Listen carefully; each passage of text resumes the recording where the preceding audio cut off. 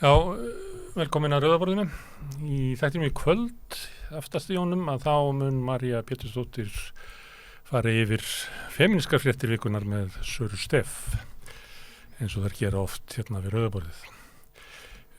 Miðbyggið þá kemur hingað Hólmfríður Garðarsdóttir sem að þekkir vel til Suður-Ameríku, sem er heimsálfa sem að sveiflast svona pendullíni sem að sveiflast frá hægri til vinstri og nú er sveiflast svona til vinstri og ég ætla að fá Hólmfríði til þess að segja mér frá því hvað veldur þessum sveiflum og hvað átök þarna eru, hvað það séu stjættar átök eða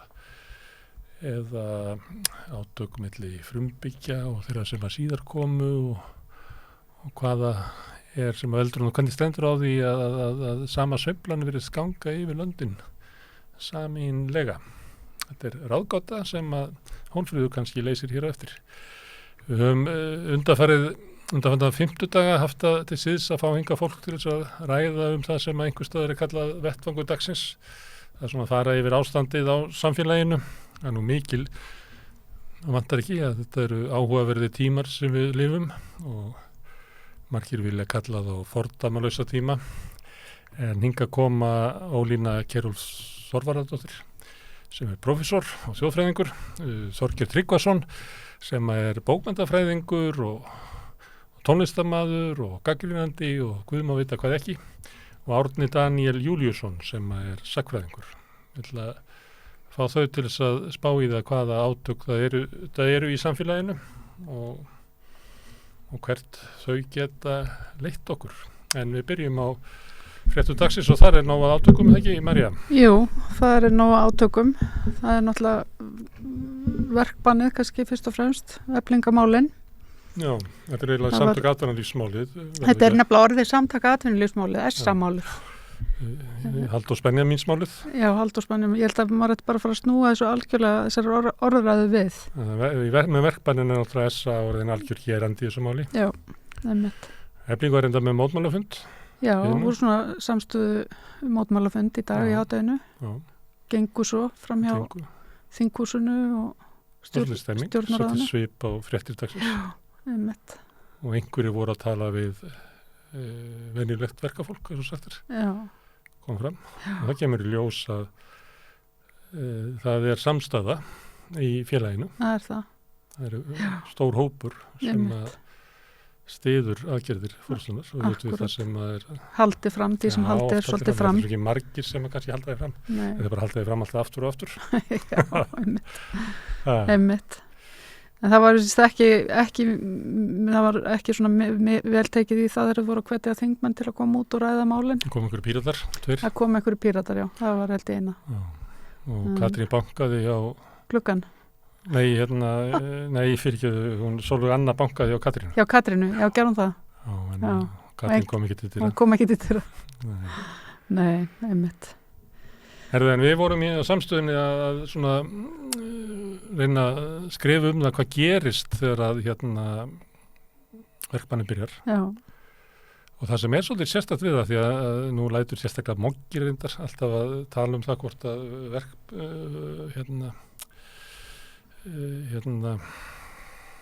verkfallssjóður Eflingar muni greiða fólkinu bætur fyrir að fyrirtækjaeigendur hendiðum út. Já.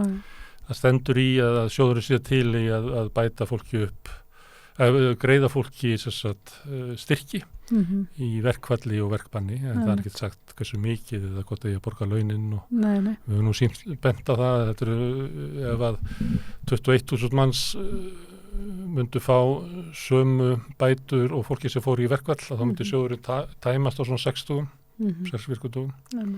En málið er hins vegar að ef þetta af þessu verður þá byrjar þetta á 50. næstu viku. Það er 2. mars og 1. mars hefur verkafólki fengið borgað. Og en ef að þú verir í stjórn verkfallssjóðsins þá myndur náttúrulega að segja að við verum bara að sjá til ef að fyrirtækjaeigendur ætla að haldis út alla mánuðinn að þá verðum við náttúrulega að deila út einhverjum styrkjum í takt við svona get okkar, kannski bara hafa súpu eldhús í apríl ef fólki kemur aftur til vinnu í apríl, þeir sem að vilja snúa tilbaka til þess að fyrirtækjaeigenda þá er þetta styðja þá, það er líka þetta styðja fólk til þess að finna aðra vinnu, kannski að búa til lögfræði aðstóð við þá sem að þurfa að semja við leigusala sína um að fresta afborgunum á leigu eða eitthvað slíkt sko. Þannig að það er fáránlega frambyggt og svona snemmt til tekið að ætla að krefja sko verkfallssjóðunum einhver svör hvað þeir ætla að gera. Einmitt. En hins vegar byrja fyrirtækin að tapa fyrsta degi, strax á 50 daginn næstu viku og þá ber því að það kom fram í fréttunum í dag að því að það var svona eitthvað óljóst hverjir ætti að hlýða og það var talað að margir sem eru innan SA vil ekki sæta verkbanninu. Já. Og þá er spurning hvort að þeir megi það og SA hvað upp úr það að allir eru að hlýta þessu. Já, þeir orðuðu það líka þannig sko eins og þeir varu leiðrétta Eflingu sko. Efling hefur aldrei haldið því fram að fólk megi ekki hlýða því að það. Megi ekki hlýða? Nei, þau hafa bara talað þau segja bara frá því að þau hafi heyrt utan að sér að margir ætli ekki. Og þau hafa líka hvatt sitt fólk til þess að tala við sína yfirbóðra, eigendur í fyrirtækjunum, hvort þeir ætli virkilega að henda með heim. Já, einmitt. Af því fólk náttúrulega ræður alveg hvort það hlýði þessu eða ekki. Nei, SA segir það að þeim ber að hlýða. Já, en ég menna að þú ræður því hvort þú samt brjótir þær reglur. Nei, þið ber að hlýða. Það er bara þessu verkfallsbrot. Já, ég menna ef þú ætlar að vera áfram í félaginu. Þá er það gangur félaginu. Já. Og ef þú gengur úr félaginu eins og við höfum bent á hér, þá eru ákvæði í samþykktum SA sem segir að þeir geta sett viðskiptabann á þau félög. Sem ganga úr félaginu. Nei, sem eru ekki í félaginu og hlýta ekki verkbanninu. Já, sem eru ekki í félaginu. Já, þetta er svo klikkað. En ég er búin að segja þetta tvisvar. Ég veit það. Man bara trúir ekki. Mér finnst þetta svo ótrúlega því trúir ekki. Mér finnst þetta svo ótrúlega langsótt, sko. Fyrirtæki byrja strax að tapa og missa viðskiptavinni. Einhver þarf kannski að hringja í matstofu Maríu og segja henni að ég get bara ekki komið með grænubönnunar í dag af því að ég er í baráttu með af því að Halldór Benjamin vill ekki semja við Sólveig Önnu og þá bara verði ég að reka alla heim sem að fara að vanana með vörðuna til þín. Þannig að þú fær engar bönir frá mér og þannig að þú verður bara að loka matstofu Maríu. Þannig að þetta eitthvað svona byrja, það er náttúrulega verkvöldin sjálfur byrjað af árið að byrja að loka hótelum og þegar þetta byrjar þá bara að loka öll hótel og það er náttúrulega samgöngur, það eru meiri hlutin af bílstjórunum í Eflingu og hér þannig að þau byrja strax að tapa en það eru önnur félög, það er þessu félaga atvinnurekanda og við töluðum hann sveit sem er eitthvað samband veitingahúsa og svo er náttúrulega til atvinnufélagið sem vil stofnaði á svona fleirum sem er félag. Ég held að þau ekki fengi viðurkenningu fyrir samningsrétti en samtök atvinnurekandi er með það og þau eru ekki í deilu við Eflingu, þannig að þau ættu að geta haft opið nema samtök atvinnulífsins fari út í einhverja aðgerð gegn þeim. En hvernig sem þetta þá byrjar þetta alltaf að bitna á fyrirtækjunum og náttúrulega samfélaginu. Þeir sem eru kannski best settir í samfélaginu er Eflingafólki svona 2. mars, 3. mars, 4. mars, nýbúin að útborga. Já, fyrstu dagana. Já, þurfi ekki að mæta vinnu.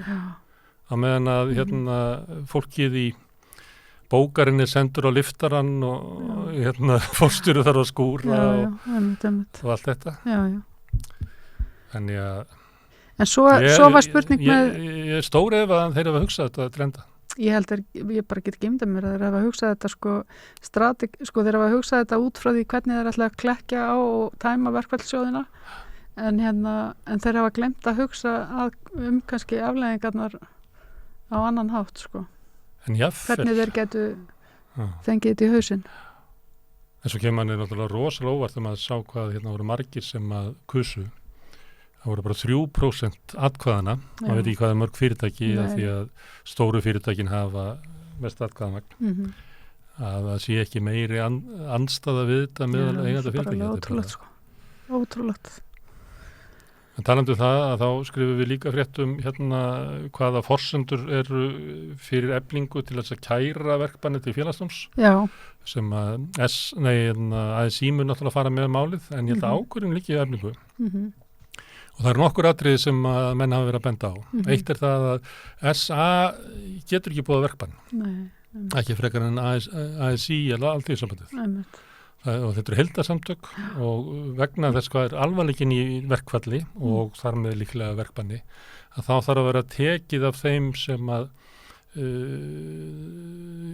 bera kostnaðinn, getur sagt það.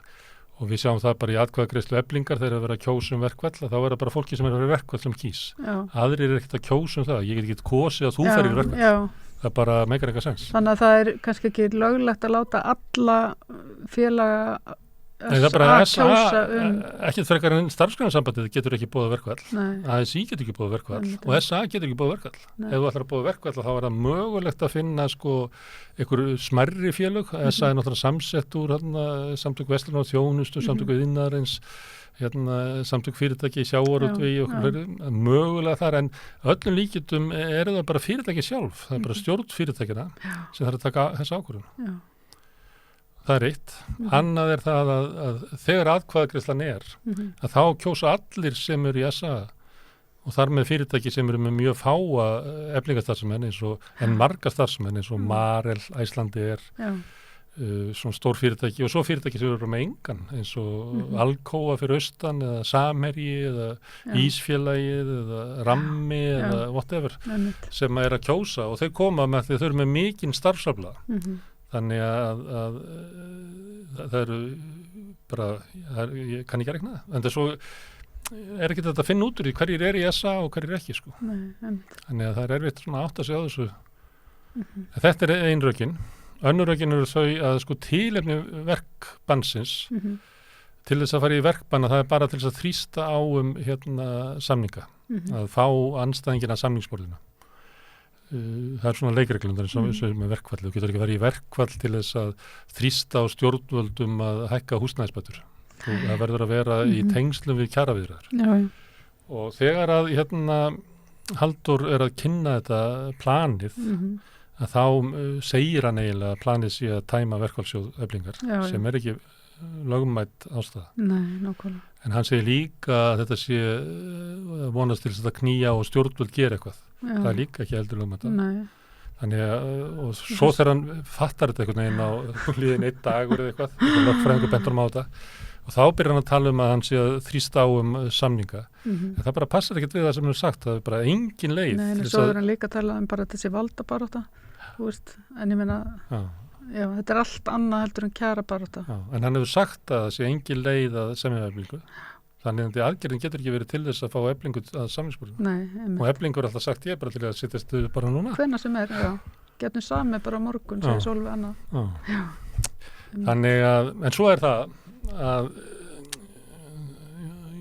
ég er ekki lögfræðingur, kann ekki að spá fyrir hvað gerði í Félagsdómi. Ég myndi held að það væri örugglega 50-50. Ég fyrir meiri líkur á að þetta er dæmt ólöglegt. Það er líka stundum með íslenskt dómskerfi hegða sér oft þannig að þau dæma þannig til þess að verði ekki mikill skaði í samfélaginu. Hæstiréttur hefur gagnrýnt fyrir þetta að dæma aldrei neina bætur á ríkið og svona. Þannig að kannski hugsa Félagsdómurinn svona að kannski bara best fyrir alla við dæmundum ólöglegt. En ég ætla ekki að spá það. En svo er eitt að Efling gæti kosið að kæri þetta ekki. Já, og láta bara Halldór Benjamín sitt upp þetta. Já, það virðist vera svona hljóði svolítið í svona þegar maður er að lesa yfir fundagerð samninganefndarinnar frá því gær. Þau eru ekkert vissum að þau ætla að kæra þetta. Þau dróðu tilbaka verkvallið sem að svona er soldið og Halldór Benjamín rosalega reiður, við fjöldum það nú í gær. Það sagði við kærum þetta bara strax á morgun í Félagsdómi, ég veit ekki að hann hafa gert það, ég held ekki Það hefur ekkert heyrst það allavega. Nei, en það meika það ekkert sens hvað ætlar að kæra það til þess að yrði verkvallið. Þannig að það er svona ýmislegt sem bendir til þess að Efling sé eitthvað velt þessu fyrir sér. Hvort að eigi kannski bara skilja samtök atvinnulífsins eftir með þessa fáránlega ákvörðun sína. Nákvæmlega. En það held ég að muni koma í ljós, svona ekki seinna á laugardaginn. Ég held að sé ég held að séu með þessa ég veit ekki alveg hvernig það kemur út stefna frá Félagsdómi sem einhvern veginn samtök atvinnulífsins taka þátt í að móta, þannig að menn eru með eitthvað svona gögn og svona, ég myndi segja svona á laugardaginn, þá kemur ljós hvort að Efling ætlar að láta það sitta upp um þetta. Já, einmitt. Þetta er alveg, ég ætla að fara að segja æsispennandi, þetta er það náttúrulega, af því þetta er svo stórt mál. Já, þetta er líka einstakt í sögunni. Já, það er það. Ég sagði í gær og fyrradag held ég var alltaf að leita að einhverjum fordæmum og ég talaði við alla sagnfræðinga sem ég þekki auglýsti á Facebook eftir hvort það er einhver íri sem við höfum talað ég held að svona, það sem að ég kemst næst í að sé svona líkt dæmi má ég kannski segja þér eina sögu segðu mig sögu því Því við höfum verið að leita, ég hef verið að leita að svona dæmum verkbanni í sögunni og spurt alla sagnfræðinga sem ég þekki og ekki fundið mörg dæmi svona í nútímasögu. Það var í Danmörku að þá sendu sveitafélögin í samningaviðræðum við kennara, sendu kennarana heim. En það var raunverulega svona verið að þrýsta á, það verið svona svipað og sveitafélögin í Íslandi myndi senda starfsfólk hjúkrunarheimilana heim. Já. Til að fá þrýsta á stjórnvöldum að fá meiri pening til þess að reka. Þannig að það var svona ekki neitt sambarlegt. Kannski alveg sambarlegt þetta. Og það sem að einlega dæmi sem ég fann, það er frá 1913 í Írlandi. Já. Og við erum með einhverja myndir hér sem þetta er mynd sem að held ég sett í allar sögur Írland. Já. Þetta er náttúrulega kannski erfitt að átta sig hvað þetta er. Hvað er að gerast þetta? Þetta löggan að leysa upp mótmæli verkafólks og að lemja þarna mann og annan. Já.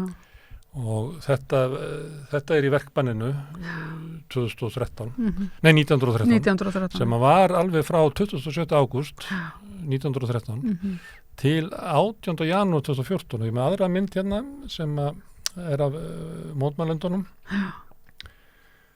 Og þeir eru þarna og Murphy must go og þeir eru að mótmæla því og Murphy þessi hann heitir William Murphy og var auðugur maður hafði svona verktakafyrirtæki pappans hafði byggt það upp og þau byggðu svona mikið opinberu byggingum í Írlandi og þegar hann var búin að erfa þetta þá stækkaði hann út og hann var að byggja víða í Vestur-Afríku og í Suður-Afríku og bara svona hluti þetta er nú nýlendustefnan eiginlega ennþá í gangi þannig hann var alveg gríðarlega auður og satt á þingi var íhalds maður mikill var í íhaldshóp innan íhaldsflokksins sem var kallað Lúðrasveit Páfans og hann keypti blöð, hann átti Irish Independent, þarna er hann með, stæðsta dreifingin stendur hann eitthvað og bætti og átti fleiri blöð sko, þannig að það var vellauður maður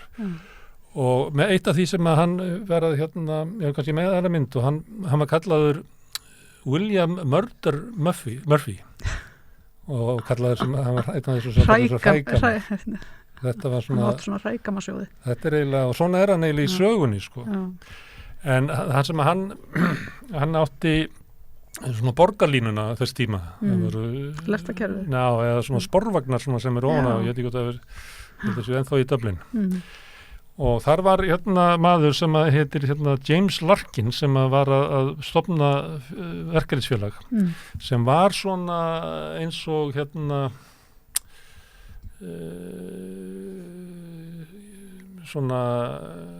svolítið eins og Dagsbrún sko, af því að þetta er svona samgönguverkamenn þeir sem að vinna á höfninni og þeir sem að unnu við sporvagnarna en þetta hétt reynda sko ég myndi alltaf að heita sko félag flutningaverkamanna og almennraverkamanna og það er skamstafað ITG 2U ef einhvern veginn er að minna það en þessi Larkin, hann var mikill bóðberi og rós, hann var kallaður Jim Larkin eða Big Jim og þessar stórkostlugu hendur og mikill orator og hélt ræður og hafði farið víða Írland að byggja upp verkalýðshreyfingu og hans tækni var svolítið að búa til svona röð samúðarverkfalla það var eiginlega hans aðferð því að mynda það sem að bara út höndunum það er stytt af honum öfugt við Murphy að þá er hann er með hendurnar þannig að það lítur að vera bara frábært fyrir dúfur að setast þarna á hendurnar á hann það lítur eiginlega að vera þetta er líka svakalega stórar hendur sem maður er með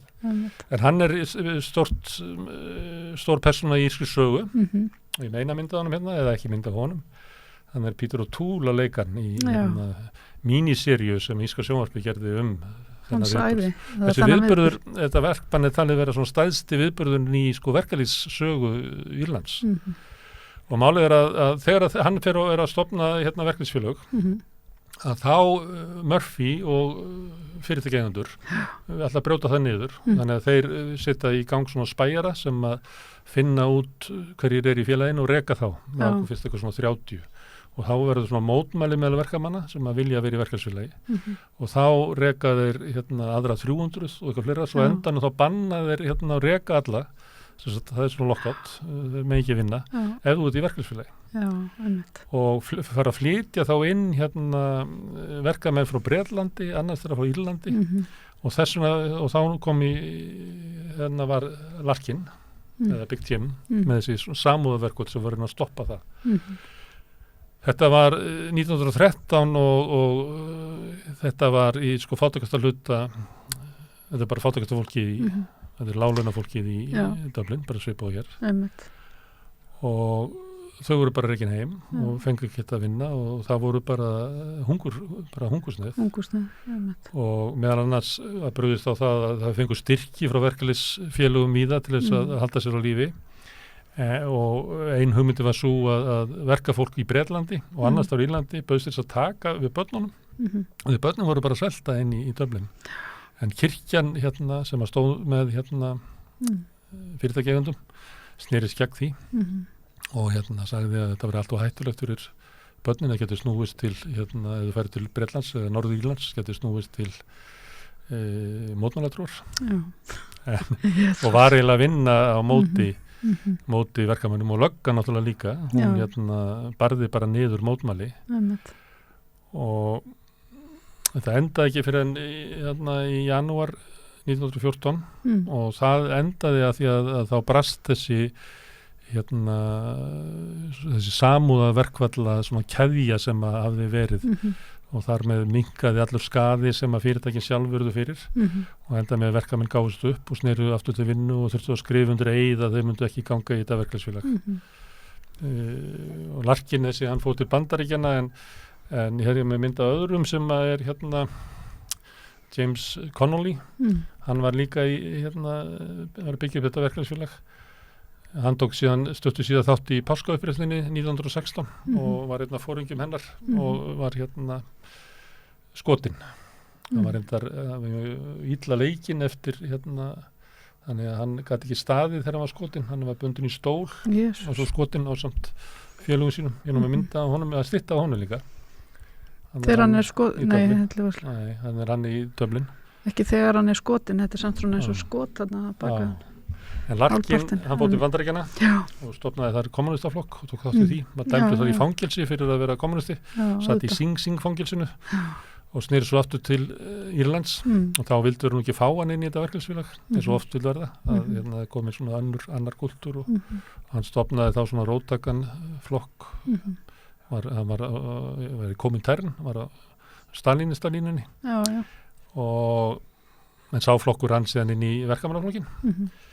En þetta, ég veit ekki hvort að sérðu ykkur líkindi með þessu og eflingaverkmenninu. Þetta snýst náttúrulega að brjóta niður ákveðu verkefælisfélag. Þetta snýst líka bara það hvernig kerfin okkar hafa verið bara að hólast það innan smám saman síðustu áratugi og við erum komin núna á þannan stað einhvern veginn, þar sem við erum að sjá samleikingu við bara tíman áður en að þau eru byggðu upp, skilurðu. Þetta er áður en það er bara verið að hafna því að verkalýðurinn megi vera með skipulög kjarabaráttu. Einmitt. Og við erum bara því með þau komið þangað hérna í Íslandi. Er það ekki bara að fara eldsnögti yfir aðra fréttir? Við erum með gesti sem við ætlum að tala um ástandi í samfélaginu. Já, það eru nokkra svona hörmungafréttir í dag. Það var bruni á Tálknafirði þar sem að kveiknaði í tilvonandi fiskeldis stærsta húsi á Vesturðum. Arctic Fish sem átti að taka í notkun í júní. Það var ekki einu svona búið að taka það í notkun. Bíll rann út í fjöru í Skerjafirði sem betur fyrir ekki manntjón þar. Mókumaðurinn sem var kona fannst á gangi í Nauthólsvík. Þetta er svo uppafið einhverju svona spennusögu. Kvikmynd, eða eitthvað. Einmitt. Og svo voru átökur í réttasal, þar var að taka fyrir málið í Borgarholtsskóla þar sem var hnífaárás fyrir 2 ár síðan. Nú, svo voru allavega fréttir eins og Jón Gunnarsson ræddi á Speglinum að tala hugvíkandi efni fyrir fanga og rosa fyndi viðtalið, skora fólk á að lesa þetta. Já, það er bara sagt að þetta getur orðið strömmkurv þú hlustaðir á þetta. Já, getur orðið strömmkurv í meðferð við fólki sem er orðið fyrir áfallaröskun og við náttúrulega fylgjumst með því og það er náttúrulega kannanir sem sýna það að áfallarstreituröskun er mikið vandamáli á föngum og líka lögreglunni sem hefur lent í svona átökum en ég er náttúrulega dómsmálaráður en þetta er náttúrulega heilbrigðismál en þetta kemur mér ekki við. Kári hefur verið eitthvað svona uppfræðangrunn Seljum með þessu við trúðum það í gæra Jón Gunnarsson var áhugaverðasti ráðurann þetta viðtal undirstrykka það þetta undirstrykka það, það viðskiptafrétt Hafró að þegar við erum verið að tala kótan og svona það var verið auka lónukótanum talið að verði aukið 100.000 tonn og það er álitið að vera svona 10 milljarða virði en það er 2 sjávarútvegsfyrirtæki í Kauphöllinni Brim og Síldarvinnslan við fréttinnar hækkuðu bæði 11,4 milljarða þess að meira heldur en að getur orðið þess að söluverðið á kótanum á fiskinum þá áttur náttúrulega eftir að borga þann kostnað en samt hækka fyrirtækin í verði meira heldur en allt söluverðið. Já, þetta er alveg magnað. Þetta er braskmarkaður. Algjör braskmarkaður. Svo var líka, sástu það að Björn Bjarnason var að skamma Mókan sem gamla vinnustaf. Já, hann var að skamma Davíð. Það fyrir að byrta lestabréf frá sendira Rússlands. Já, einmitt. Það ætlir ekki að senda hér hann heim. Athugasemdalaust. Já, einmitt. Það ég held ég að sé eiginlega rétt ábending hjá Birni Bjarnason. Það er undarlegt að byrta þetta athugasemdalaust. Já, einmitt. Og mér minnir svona þegar í kalda stríðinu þá hafi stundu verið byrt svona og þá var þetta svona inngangur eitthvað það, af hverju þetta byrt. Nei, ég veit ekki. Nei. Þetta er ekki fyrsta skipti sem Björn og Davíð. Þeir eru kannski ekki bestu vinir, sko. Nei, það er eitthvað svona, ég held að Björn sé ekki eins mikil trumpisti og Davíð. Nei. Það er svona, það er vík á milli vina. Já, einmitt. Herðu, svo var það neyslur í mig Ylja, því verið lokað eftir viku. Þannig að það er svona það verið að loka öllum mannúðar úrræðum já, öllum svona velferðar úrræðum einu á fætur öðru þannig að það er eitthvað svona sem að væri áhugavert að ræða líka áfram aðeins hérna á samstöðinni. Já, fáum eitthvað frá sem þekkir og getur sagt okkur frá neyslurýminu í Ylju. Gerum það.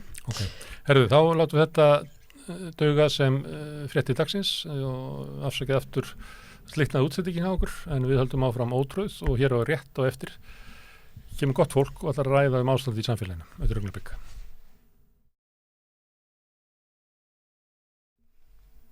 Herðu, við erum komin hingað eins og við gerum oft á 50 með þessum hundaferð að þá fáum við fólk hingað til þess að hjálpa okkur að skilja samfélagi sem við búum í og hérna eru komin Þorgeir Tryggvason, Ólína Kjerúl Þorvarðardóttir og Árni Daniel Júlíusson.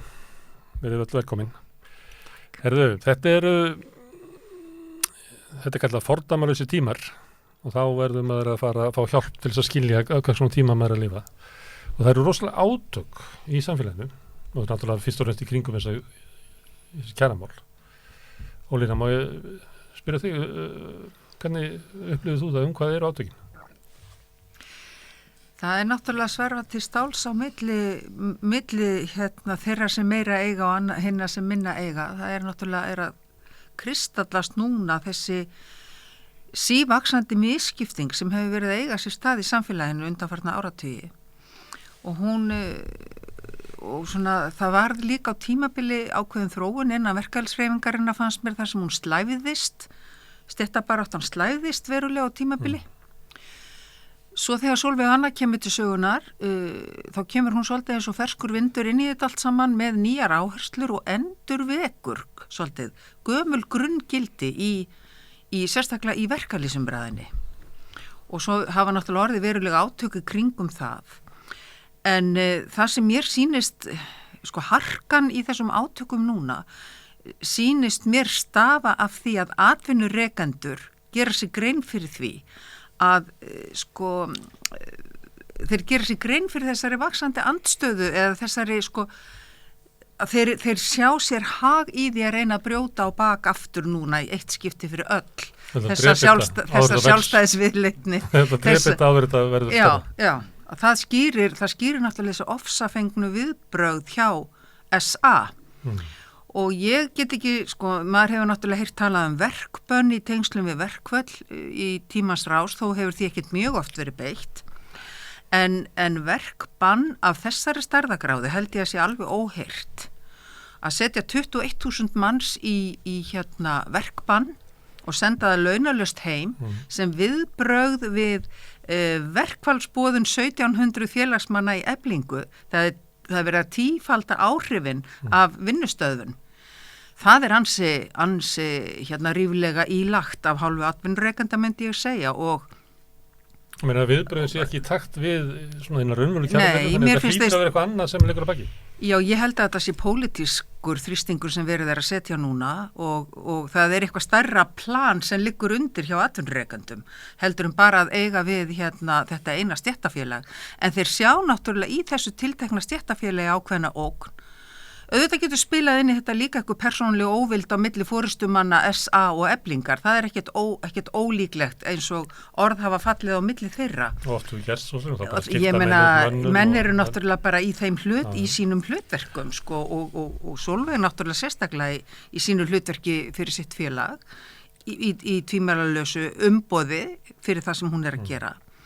En viðbrögð atvinnurekanda finnst mér ekki vera í neinu samræmi við tilefni, þannig að það er alveg greinilegt að þeir vilja leggja meira undir í þessu.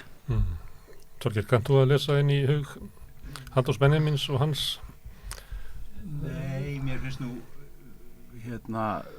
ansi mikið lagt á sig, sérstaklega kannski í þeim armið að tryggja það að enginn viti hvað þeir eru að hugsa, sko. Það, mér finnst svona mælsku bröðin sem er beitt eru þannig og svona fyrir utan þetta róttæka og grimmilega verkbann, þá hefur mér nú svona fundist svona mikill áhugi vera fyrir því að láta umræðuna snúast eitthvað annað en deilan snýst að deilan snýst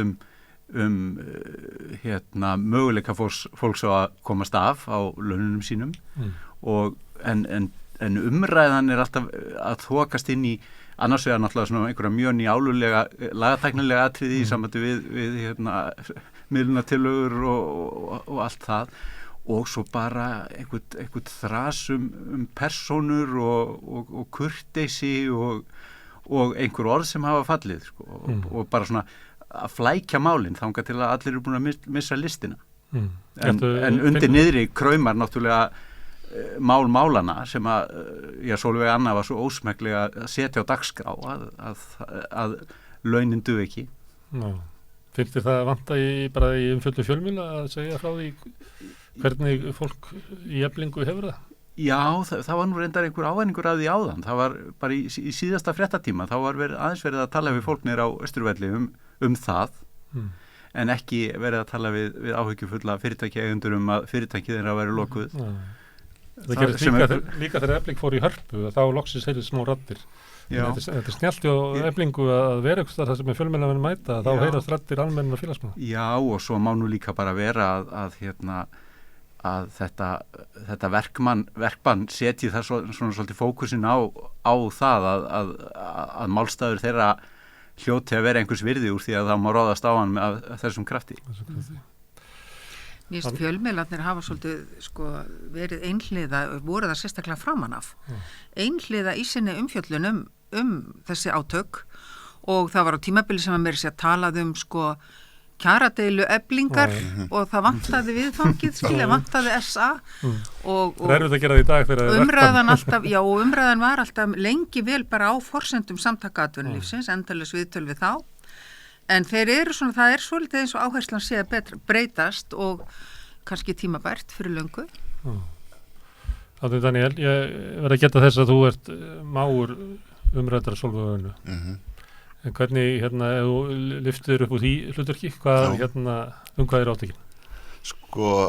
Mér datt í hug þegar þetta fór á stað ég man ekki hvernig það var, þá datt mér í hug að nú stendum við í nógu deilu hinna nýju eða henn nýja borðiraslag og það eru tveir frægir slægir frá fjórðáratugnum í kreppunni og þá var staðan þannig að það var róttækur armur sem stýrt var að Einari Olgeirssyni og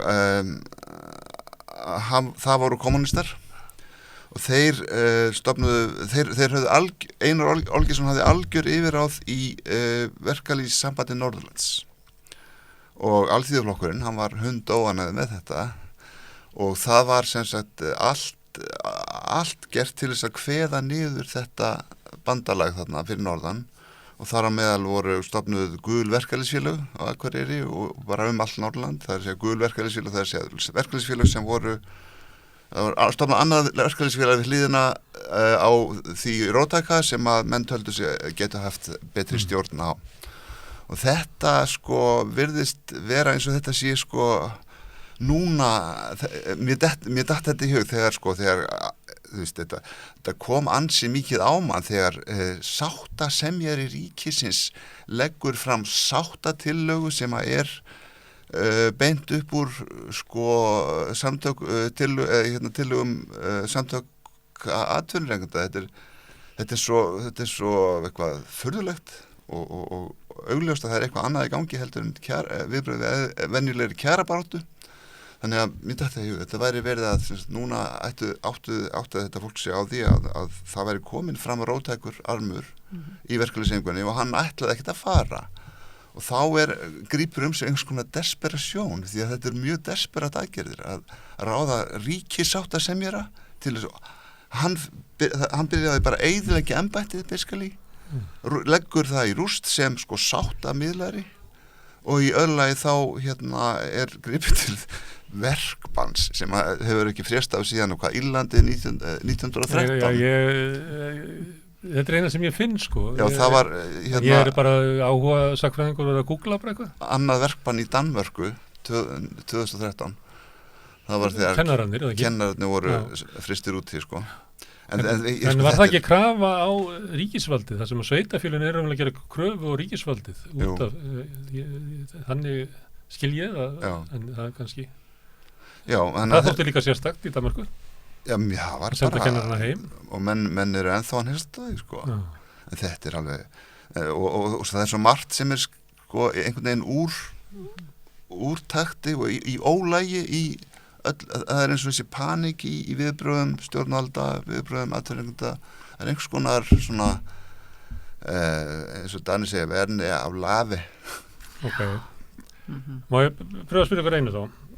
Segjum þetta sé svona eins og þegar það Trumpar og það var það sagt, þú veist, nei, bandarískt samfélag mun standast þetta. Og fyrst kemur hann að þú nefnir hann að miðlunartillöguna sem að svolítið held ég að gengi fram af flestum sko, að væri bara tekin, það bara passar ekkert við sko reynslu okkar á svona sáttum að sé teki bara annað sjónarhornið og það einhvern veginn gekk ekki eftir og svo var það svona alls konar hugmyndur að þetta því kært og að sömuleyti hefur ekkert að þessu gengið eftir og núna þegar komið þessi tilkynningum verkbann og þá hættir efling við slutaverkvöldunum skilur þá svolítið eftir í þessu. Ég held að sé tölvara líka fyrir því að verkbannið verður bara dæmt ólöglegt í félagsdómi, það líka góðar líkur á því. Það alveg hugsanlegt vegna þess að sko þetta sko pólitísk verkbönn eru ekki alveg lögum samkvæmt og þetta hefur svo sterkan pólitískan keim. Og þarna eru sko fyrirtæki og atvinnufyrirtæki að greiða atkvæði í þessar stóru atkvæðagreiðslu, jafnvel fyrirtæki sem hafi ekki einasta eflingarstarfsmann á sínum vegum. Það mætti ekki hinum veginn sko. Já, ég get ekki kosið að þú færir verkvall. Nei, ég segi það. Þannig að sko það einhvern veginn bragurinn á þessu svo sterkt pólitískur og umfangið náttúrulega svo gríðalegt. Hér mun lamast allt ef að þetta gengur eftir. Þeir voru nú búin að hafa ansi mikil og sterk orð það atvinnurekendur hvað myndi gerast þegar bensínafgreiðslumenn færu í verkfall og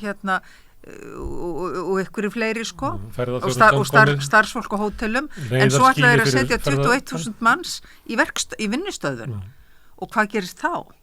Og sko gegn hverjum mun þetta beinast á endanum sko. Ég ansið hrætt að þetta muni geta bitið í skottið á sér.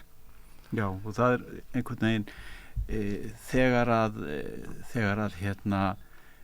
dómur fjallum að Efling þyrfti ekki að afhenda félagaskrána til þess að geta greitt atkvæði þá var talað við ráðherra atvinnumála sem segir að þetta þýðir að það þurfi að endurskoða vinnuröðgjöfina svo kemur þetta verkbann sem að, já, mögulega geti hugsanlega verið dæmt ólöglegt, en ef ekki, þá myndir maður nú halda að það sé þá heldur betur tilefni til þess að fara í þessa endurskoðun þó hún hafi kviknað af einhverjum öðrum orsökum. Akkurat. Hvað finnst ykkur það með viðbrögð ráðherrann að segja að úr því að það sé ekki að þröngva sér milljónatillögu upp á Eflingu, að þá verður bara að breyta lögunum eins og það sé hægt að verða að vera? Sko, þetta er bara partur af þessari svona seríu af furðulegum atburðum sem í gangi. Það er miðlunartillagan, það er verkbanni, það eru fjölmiðlarnir hvernig þeir láta eins og Ólína var að tala og síðan sjáum við verkalýðsráð Samfylkingarinnar. Þar er teflt fram fólki sem að eru bara nánast opinberi stéttsvikarar, þó er ég að segja. Og þú veit að vitna til Ólafur Helgu sem hefur kært ASÍ og reyndar SA og Íslenska ríkið fyrir félagsdóm, ritari stjórnar og varaformaninn, Agníasku Evu. Ég bara tek undir greiningu Sólveigar Annu á því máli. Og síðan höfum við sko ráðherra flokk Vinstri grænna sem að eru satt sé ekki að svona beita miklu af kröftum sínum til stuðnings alþýðinni, samt á þetta að vera Vinstri grænn flokkur. En þessi hugmynd að það að sáttasemjari geti ekki þröngvað miðlunartillögu upp á verkefnisfélag, það er bara ekki allir sammála því að það eigi að vera að hafi nokkuð tíma verið þannig.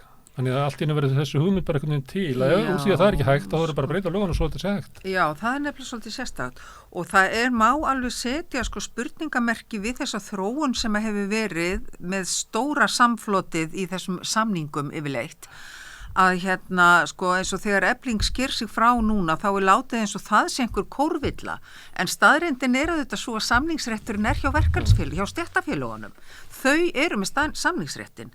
Ef það hendar þeim að fara í samflot og þau meta sína hagsmuni þannig að það borgi sig, þá gera þau það, en það er ekki hægt að áfellast stéttarfélag fyrir að vilja ekki vera með í samflotinu.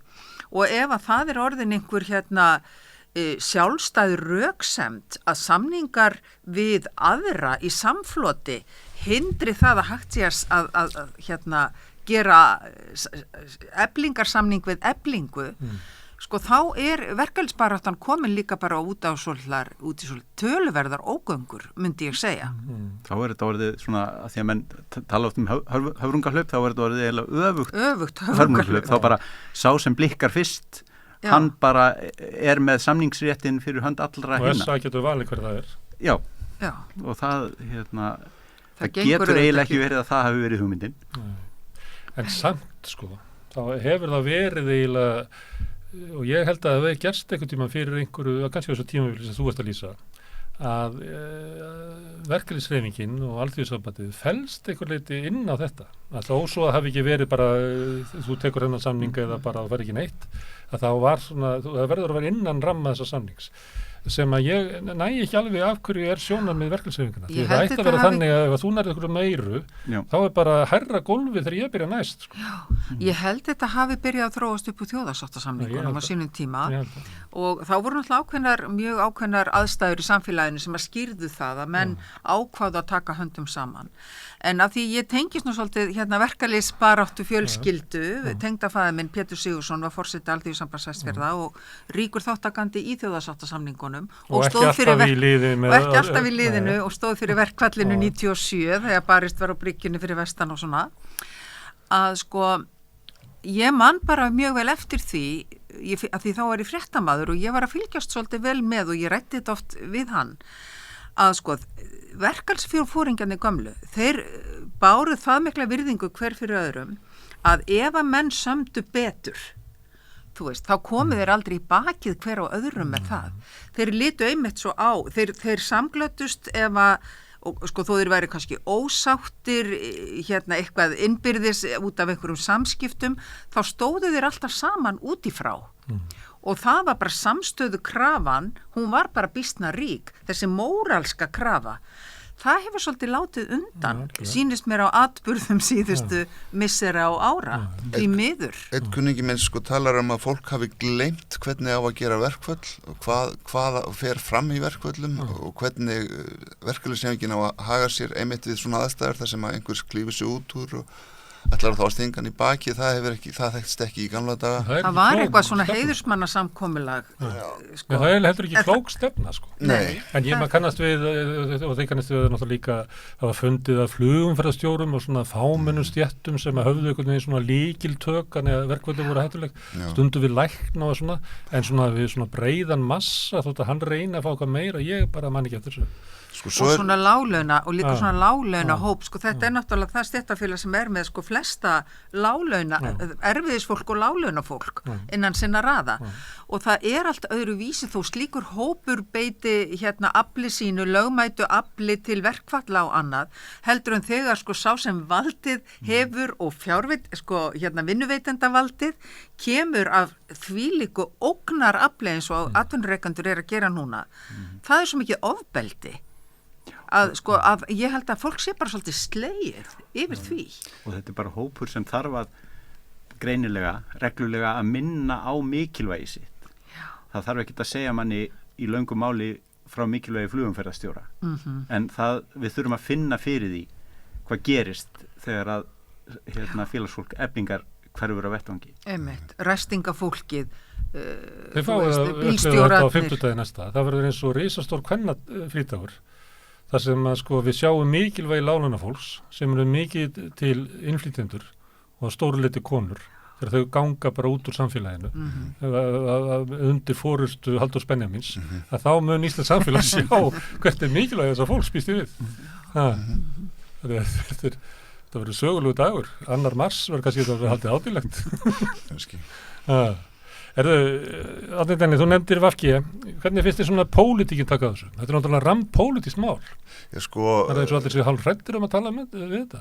Já, það eru 2 þingmenn held ég sem hafa tekið málstæði Eflingar. Jóhann Páll? Já, einn í Samfylkingunni, annar hjá Pírötum, sko. Eyjólfur Ármannsson hjá Fólki fólksins, ég manni því. Ok, svo var að koma ályktun frá ungum jafnaðarmönnum gegn verkbanninu og neyja með það.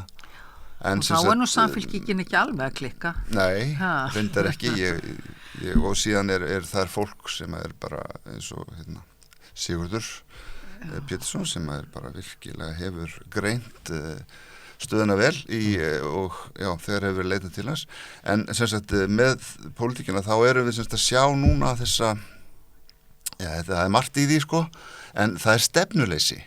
Við erum með ríkisstjórn sem að getur ekkert. Hún alveg annars vegar vegna afls sjálfstæðisflokksins sem stendur á bremsinu í öllum hlutum og hins vegar vegna bara þess að það sem virkaði í COVID-inu, það sem sagt svona þjóðarsáttum að allt ætti að vera látið í friði, það virkar ekki núna. Það þarf sko, það sem sagt stefnuleysi, það engin viðleitni eða prósess eða plan hjá neinum að búa til einhvers konar stefna að einhverju þjóðarsátt svona eins og þessari þjóðarsátt, en reynda þetta að vera svolítið öðruvísi þjóðarsátt. Mér fannst þjóðarsáttinn, þú fyrirgefur Ólína, 1990 vera þjóðarsátt nýfrjálshyggju. Nú þarf einhverja aðrar þjóðar, það þarf þjóðarsátt gott velferðarkerfi til dæmis, gott húsnæðiskerfi, gott heilbrigðiskerfi, New Deal. Já, og við erum að sjá sko í Bandaríkjunum, þar sko forseti sem að kemur öllum á óvart með því að taka inn til sín Bernie Sanders, hann bara situr á fundi með sósíalistanum, lýðræðislega sósíalistanum og hefur tekið inn element frá hans stefnu, en það ekkert svoleiðis að fæðast hér sko. Sko það ég tek alveg hjartanlega undir þetta vegna þess að það sem hefur verið að ergja mig síðustu ár, sérstaklega eftir ég hætti á þingi, það innihaldsleysi íslenskra stjórnmála. Þau eru bara ekki neitt. Það eru engin ekki fyrir en sko núna þegar við sjáum þessi stéttaátök og að mörguleiti eru þessi stéttaátök mjög holl. Þau þurftu að koma fram, það þurftu að skerast í odda þó að aflið sé full mikið sem beitt á annan bóginn. En sko við erum hér með samfélag hvers innviðir eru margir hverjir bara alveg að niðurlotum komnir. Hvað sem við lítum á heilbrigðiskerfið, menntakerfið. Já. Þú veist bara það margt í og bara félagslega tryggingakerfið og húsnæðiskerfið var bara eyðilagt. Stór liður í því og hvernig mátti það vera að ójöfnuði sem að gjósa upp algjörlega og ég skil það nú ekki ennþá hvernig það gat gerst að félagslega húsnæðiskerfið á Íslandi var í raun og veru bara brotið algjörlega niður. Og þetta eru hinn verðugu verkefni sko samtímans og stjórnmálamanna í dag, en eru þeir að tala um þetta? Og er eitthvað að gerast einhvers staðar? Það er verið að, sko það rísa hér upp ykkur fasteignafélög sem að maka krókin á eymd fólks á leigumarkaði og maður horfir á sko þvílíka misskiptingu og svona bara ákveðið siðleysi. Sko þetta er ekki einu sinni nýfrjálshyggja, þetta er bara sko siðleysi getur líka fólkist í fullkomnu áhuga á aðgerðarleysi, bara vanrækslu. Það er nýfrjálshyggja. Já, ég meina þú veist það er ekki nein glóra í galskapinu sko. Og mér langar að nefna borgarskjalasafnið og það mál. Það finnst mér að vera sama meiði. Það er einhvern endurskoðun fyrirtæki ráðið til að sko reikna borgarskjalasafn út úr borginni. Já. Og þetta er á vegum... Og Reykjavíkurborg leggur það sjálf til að það sé lagt af. Saga borgarinnar, heimildagrunnur, heimildasjóður borgarinnar fyrir fræðumenn framtíðarinnar. Rökin það er ekki skilgreitt í lögum, þetta sé okkar business. Akkurat. Og þetta er fullkomið stefnuleysi, sko. Þetta er eiginlega vanræksla hlutverkið. Hlutverk stjórnmálamannsins. Og einhvern veginn svona kynnt og sett á dagskrá eins og þetta sé smámál. Já. Eins og þetta sé eitthvað sem hægt bara svona að klára. Akkurat. En varðandi pólitíkina, þá ráðherrar svara náttúrulega því að þeir eru spurðir, ætlið að grípa inn í og það rétt að svara náttúrulega, það er hlutverk þessara aðila að semja, það er ekki hlutverk ríkisins sem bara rétt. Það ríkisvaldið á ekki að grípa inn í kjaradeilur. En þetta er eins og pólitískt mál, þannig að pólitíska umræða þetta fjallum þetta. En þá sagt einhvern veginn, þetta er bara þeirra mál og það er við ekki að fjalla þetta, það er ekki þannig. Þetta er í annar mál sem er eins og Samherjamálið sem er rampólitískt mál. En þá sagt, við ætlum ekki að ræða þetta því þetta er málefni dómstólum. Hvað ætla pólitíkinn að tala um? Þetta er akkurat dæmi innihaldsleysi sem ég var að nefna sko.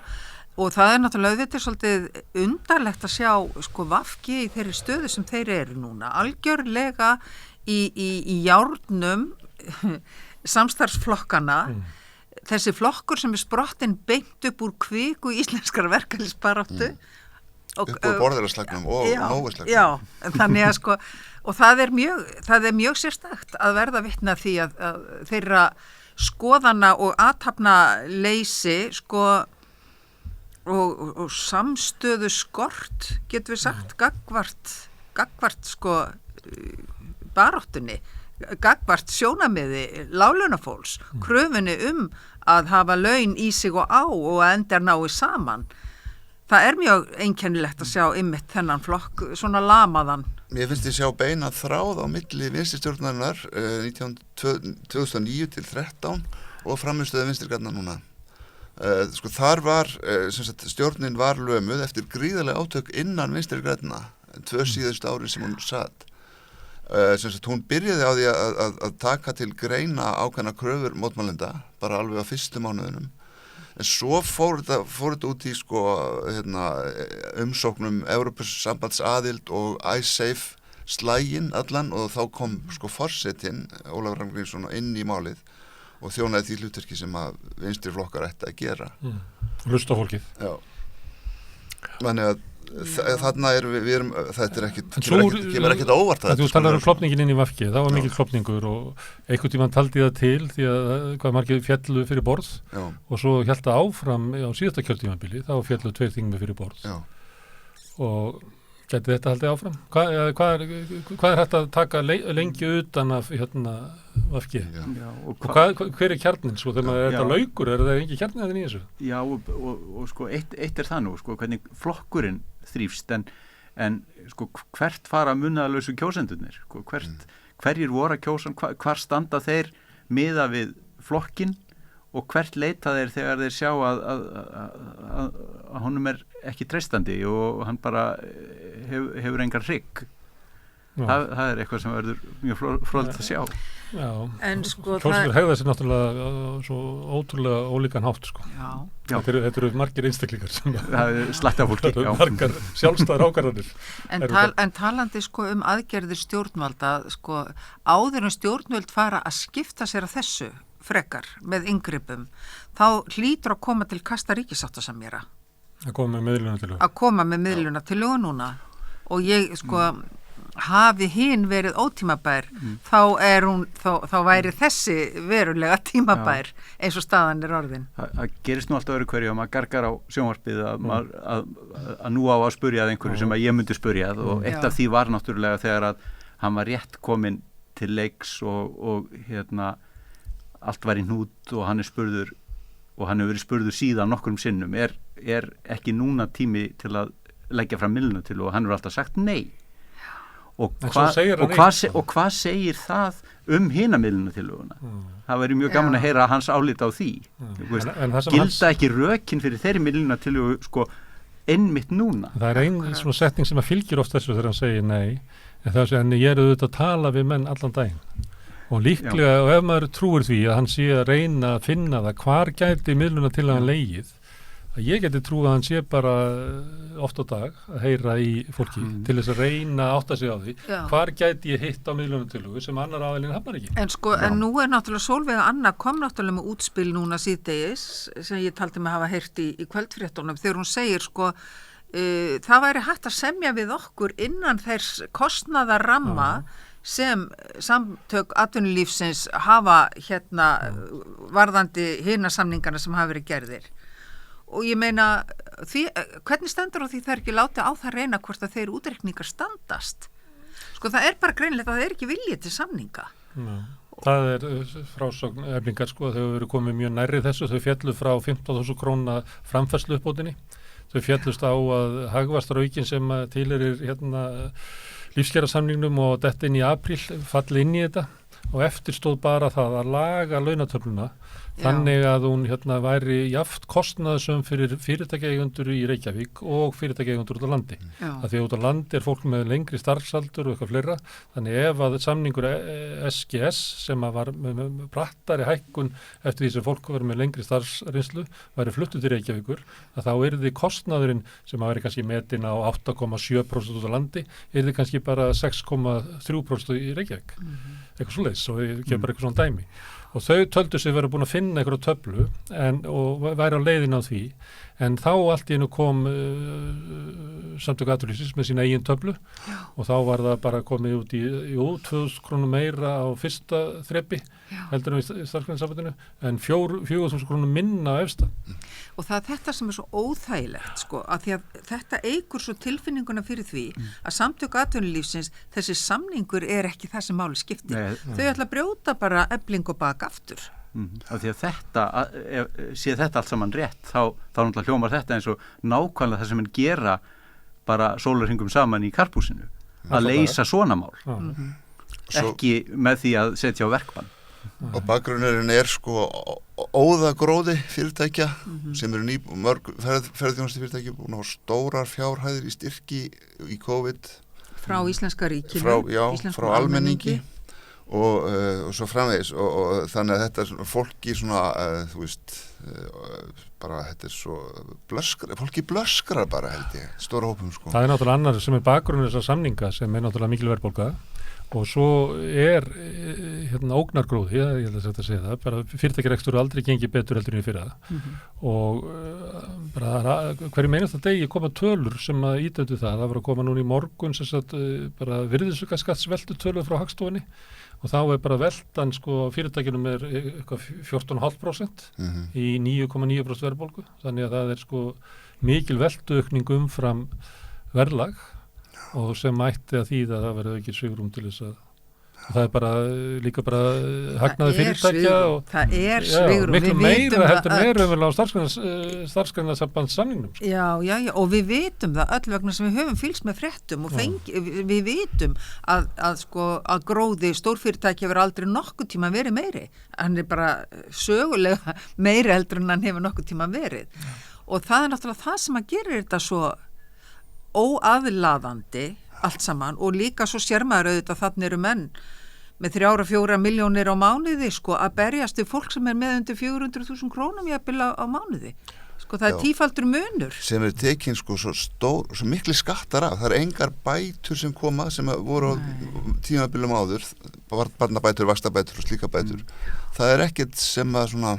En það sem kannski stjórnvöldin gæti gert núna, sem ríkisstjórnin gæti gert, það væri náttúrulega að koma með einhvern pakka, sko bjóða, þú veist, bara hækkun barnabóta, tilfærslur í skattkerfinu, hækkað skattleysismark fyrir láglaunafólk, hátekjuþrep á hálaunafólk. Það gæti komið með einhvern svona pakka sem innleggi í umræðuna og bara til að reyna að liðka fyrir þessum samningum. Katrín hefur svarað þessu með að segja að við erum búin að því.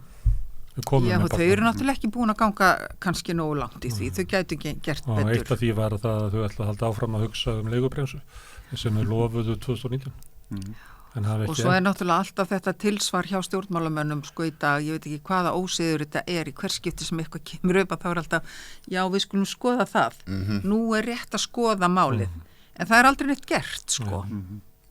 Áætlun liggur ekki fyrir. Nei. Það er svo komið í ammæli og segja að þú veist að ég er ekki mikið öf en ég er svona að íhuga. Já.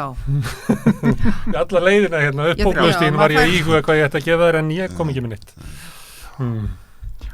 Herðu, það var í vikunni, þá komu hérna fréttir traust á stofnunum samfélagsins og þá dunkar Alþingi niður aftur.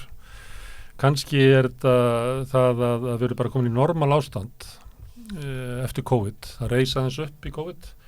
Og þetta er náttúrulega að 25% þjóðarinnar beri traust til löggjafarsamkomunnar er ástand sem að við þurfum að fara sko mjög austarlega í Evrópu og mjög bara yfir miðræðaviðildi til að finna það næs.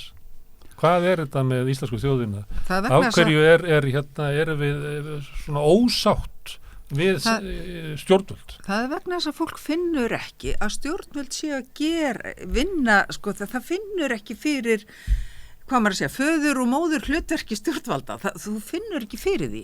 Það eru fréttir hér daglega vandræði, heilbrigðiskerfisins, innviðar hrun, sko í COVID rís traustið upp vegna þess að þá verður fólk vart við aðgerðir stjórnvalda sem miðast við eitt tiltekið málefni og fólk áttar sig á því að það er eitthvað svona skynjar, það er eitthvað svona umhyggju, eitthvað sem að já, þau eru að vinna í mína þáu, ég kaus þetta fólk, en sko í þessum sem þú kallar normal ástand, þá er bara innihaldsleysið allsráðandi. Ég hef alltaf ægilega erfitt með þessa spurningu. Ég var fegin að hafa aldrei lent í svona úrtaki, sko. Ég myndi bara segja, hvað meinaru? Af því að setjum sem svo að hér væri sjálfstæðisflokkurinn í hreinu meirihluta. Og stjórnaði og hrindi öllu í framkvæmt sem hann dreymir en gerði það óaðfinnanlega vel samkvæmt lýðræðinu. Gæti ég sagt að ég treysti ekki því Alþingi, væri ekki traustilegs, af því að mér finnst eiginlega svarið ætti að vera, já, ég treysti þessu Alþingi, Alþingi er að gera það sem það á að gera. Mér finnst þetta bara eiginlega alveg bara ómöguleg þraut að svara þessu spurningu. En það sem hjálpar manni er að það er spurt aðra stofnanir og maður sé svona eitthvað skala og svo er samskonar spurningu spurð út allan heim. Og þegar að Norðurlandabúar, að þú ert að tala hvernig almenningur horfir á samfélag, þá sér maður bara á Norðurlöndunum lítur fólk á að ríkið sé okkar. En á Íslendinga bara gera það ekki. Nei. Það er bara, og það er alveg rosalega munur á því. Þú veist hvernig það er að heyja stjórnmál annað slikt í ríki þar sem að sko almenningur hefur bara ekki trú á stjórnmálakerfinu. Sko þessi atburðarás sem er í gangi núna, hún er svona hefur ákveðin að kalla svolítið á við hrunið. Sko þar er yfirstétt búin að fara fram með alveg ótrúlega svívirðilegum hætti í reyndar dulið þangað til að allt hrundi. Í 10 ára eitthvað, 10-20 ára og þá náttúrulega féll þetta allt traust niður undir frostmark, sko. En það er þar ennþá. Já, ég held að það sé... Það fór í 30%, það er í 25 núna. Já, og svo erum við núna með krísu sem sko kallast á þessa krísu. Þetta er árás yfirstitt, nú er þetta bara yfirlýst árás yfirstíttarinnar á verkaliðinu. Þetta er þeirra búsáttarbylting. Þetta er kannski... Öfu búsáttarbylting. Fram fjáðir menn í 1000 löndum, ekki fjáðir. En það er ekki það sem við erum að horfa á, það er nú alltaf dreift reglulega því sem að Warren Buffett sagði, sko, auðvitað stjættastríð í gangi og mín stjætt er að vinna, sagðan. Er þetta ekki bara það sem er í gangi? Stéttastríði gangi, Þorgeir? Já, ég meina það er svolítið bara einhvern veginn sumuleyti bara, já, augljóslega og við bara höfum ákveðið að skilja samfélagið öðruvísi heldur en út frá því við erum búin að vera sammála það svona nokkurn veginn ansi lengi að við séum hætt að hugsa svoleiðis hluti og það er ægilega dónalegt að tala þá og svo bara allt í einu flettist það allt saman frá þegar við horfum á atburðarás eins og núna að jú. Já, það var sagt að það væri sigur djöfulsins að velja fólki trúum að það er ekki til. Það er þarna.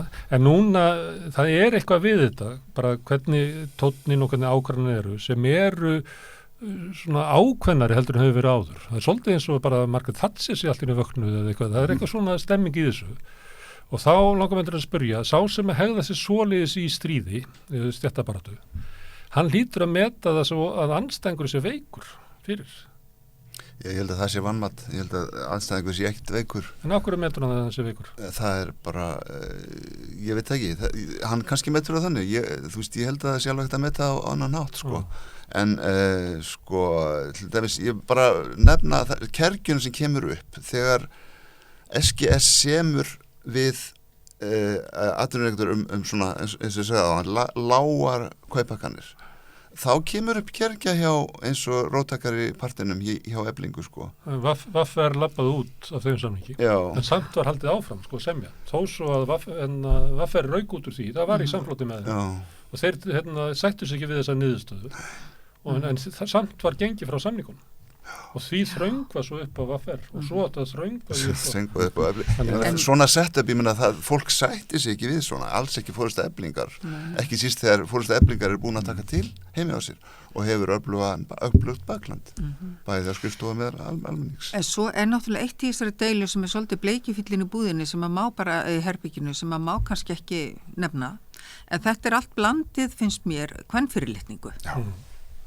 Og bæði orðræðan Sólveigu Önnu og samstöðu skorturum sem hún hefur fundið fyrir líka meðal kvenna sem er mjög eiginlega rannsóknarefni en ég hef svolítið verið að skoða orðræðuna sem hefur beinst að henni og bara verið að reyna að skoða þetta svolítið bara sem þjóðfræðingur og íslensku fræðingur og mér finnst þetta svolítið ríma við rannsóknir sem hafa verið gerðar á orðræðunni til dæmis kvenrithöfunda fyrr á öldinni og á síðustu öld að það var allt önnur umræða þær og svo sá maður til dæmis þegar stjórnmálakonurnar fóru að láta að sig kveða undir lok síðustu aldar að það var talað útlit þeirra og göngulag og það var talað skapgerð og skapbresti og þær voru geðveikar og frekar og allt þetta og þetta er svona orðræða sem að mjög oft beinist gegn konum ef þær standa eitthvað stær stífar,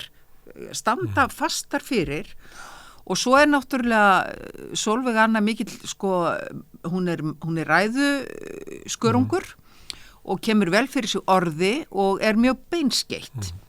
Ég reyndar ekki, hún á það til að verða persónleg, það kemur fyrir en það er mun sjaldnar heldur en úr hinum herbúðunum.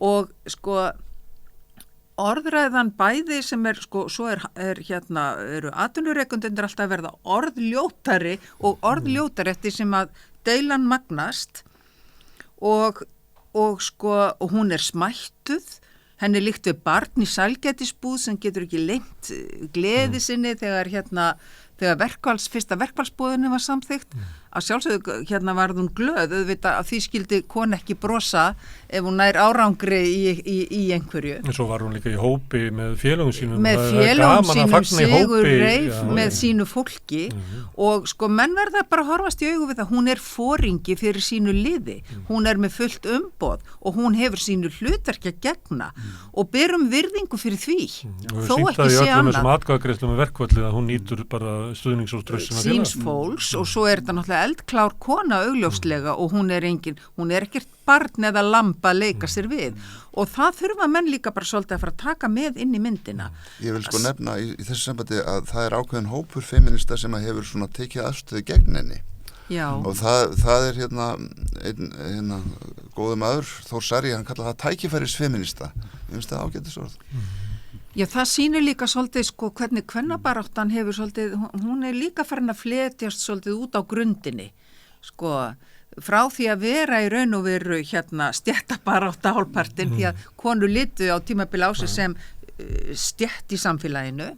Kvennabaráttu, stéttabaráttu, stéttabaráttu, kvennabaráttu. Já, það hefur, sko, en nú þetta farið að fara út í allt aðra hluti og óskylda og feministar jafnvel farnir að koma fram og segja, já, það engin skylda að styðja Sólveigu Önnu. Og þá til dæmis hnykkti mér við, verulega, þegar ég sá bara frægan feminista sem sjálf hefur röklast undan mjög óvæginu umræðu. En það samt gerð krafa að konur standi með öllum svona fyrirmennum sem eru konur?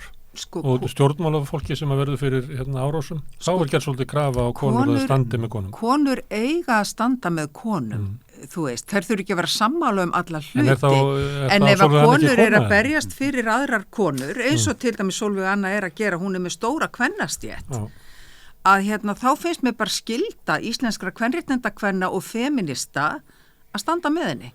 Og við eigum ekki að vera að hafa neina skoðanir á hennar stílbrigðum eða hennar skapsmunum eða hvernig við höldum að hún sé. Hún stendur þarna með öll spjót á sér, manneskjan, hefur við ofureflað etja og íslenskar konur eiga að standa með henni, eða kalla sig feminista.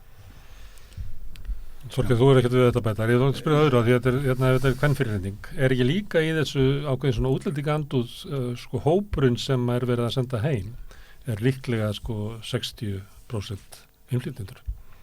Það ábyggilega ansi útbreytt að finnast þetta ekki skipta sem því nemur minna máli að það sé komið sómarsænlega fram við þessa stétt. Þau eru svona meira hissa þegar bílstjórnir fóru í verkvall og svona fóru að tala við þá allt öðruvísi af því það eru hvítkallar. Já, það verður svona svolítið annar tónn í því og það auðveldara að tala við þá og spyrja þá út í það hvernig þeir hafa það og hvað skoðandi þeir hafa á þessu. En það var svona, eins og ég sagði á hann, það var þarna allt í einu í fréttunum áðan byrtist fólk og tjáði sig og talaði hvað það væri erfitt að vera einstæð móðir í svona starfi af því að ef þú ert með barn þá getur ekki tekið að þér annars starf til þess að hafa í þig og á. Getur ekki verið í tveimur störfum. Talandi einmitt þetta viðhorf til útlendinga, það ég held að það geti líka verið svona dulið, svona skeytingaleysi gagnvart erlendu vinnuafli. Mér mjög minnistætt þegar ég þetta nú gamansaga en það í henni mjög alvarlegur undirtótt. Mér mjög minnistætt þegar ég var að fara í framboð á sínum tíma og fórum héruð vestur á fjörðum og kem þar í ónefnt útgerða fyrirtæki og þar horfir eigandinn á mig raunamættur og sér, hér vinnur ekki nokkur maður lengur.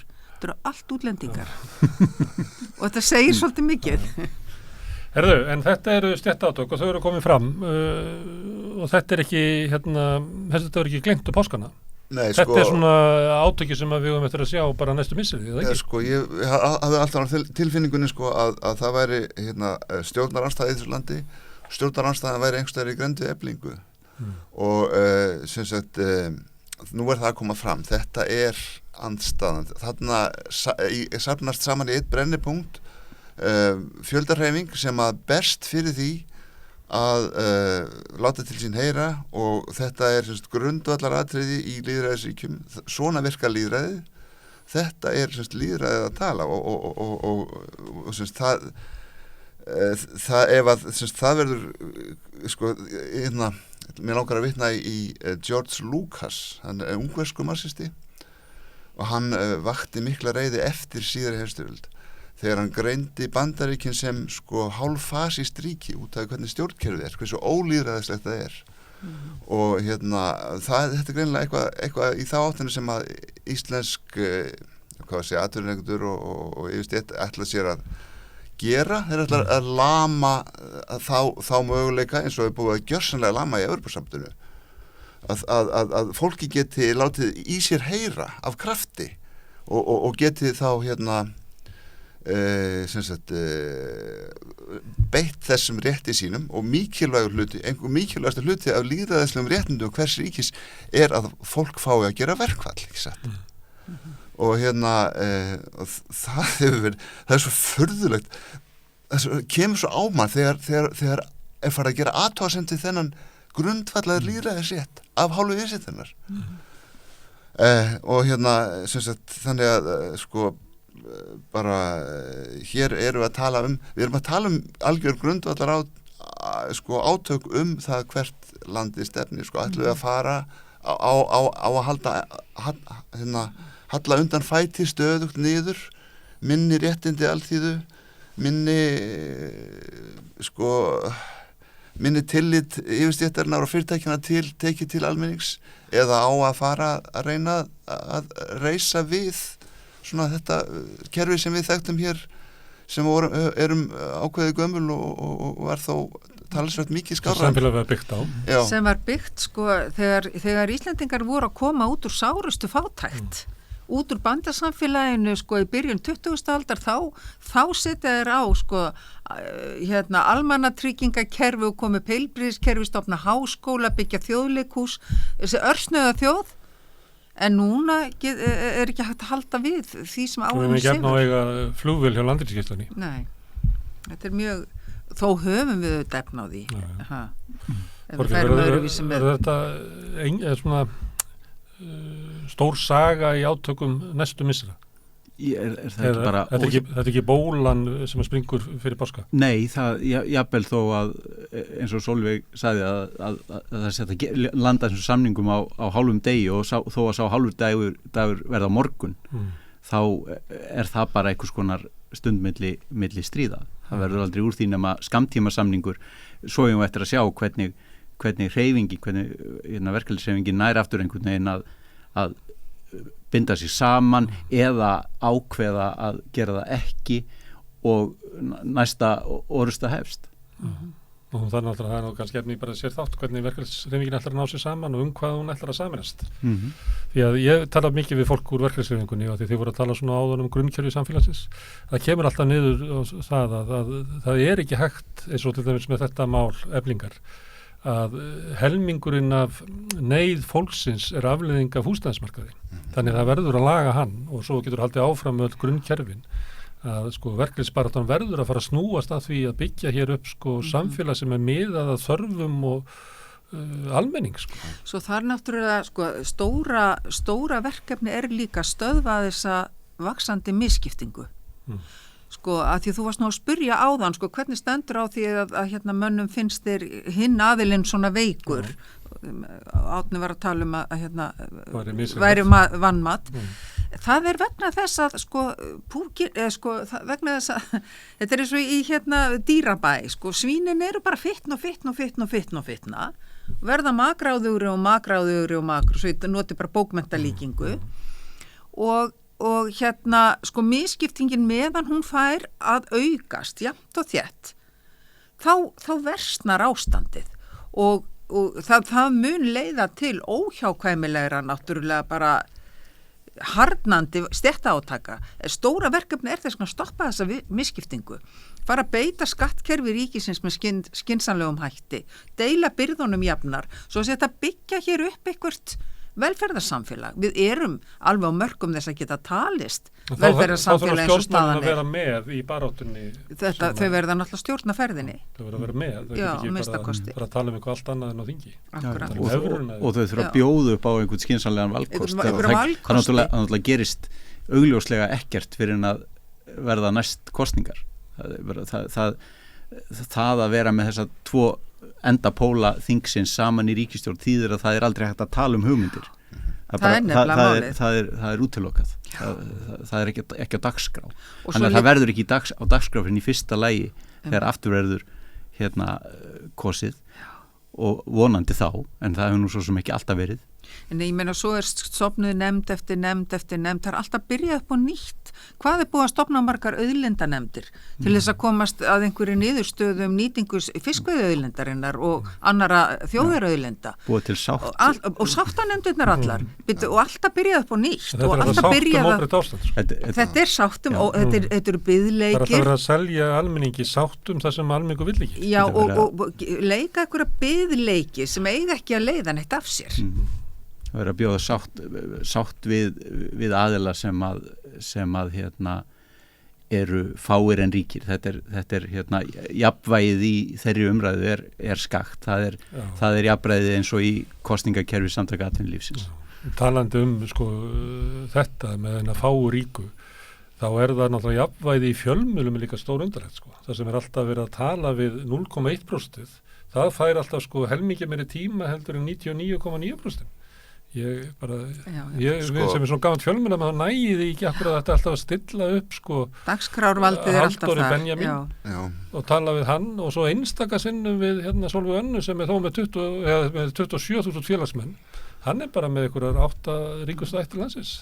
Þetta er bara við höfum gleymt sko að lýðræðið er ekki sko vald peningana. Lýðræðið er sko vald fólksins. Já, allir eiga að hafa jafnari rétt sko meðan þeir hafa höfuð og hendur og fætur og hérna og geta tala en sem sagt sko þáttur fjölmiðla er alveg mjög sérstakur en ég vil bara líka benda á sem sagt að við vorum að tala áðan eitthvað tímabil sem var áður sko 1992 þá var þjóðviljinn lagður af og skömmu síðar dó tíminn og hérna bara hafa þessi blöð á sín tíma þetta skapaði alltaf aðra aðstöðu heldur en núna þar sem að öll fjölmiðlaflóran er í höndunum á auðveldinu beinlínis og sko það eru 4 mokkar í landinu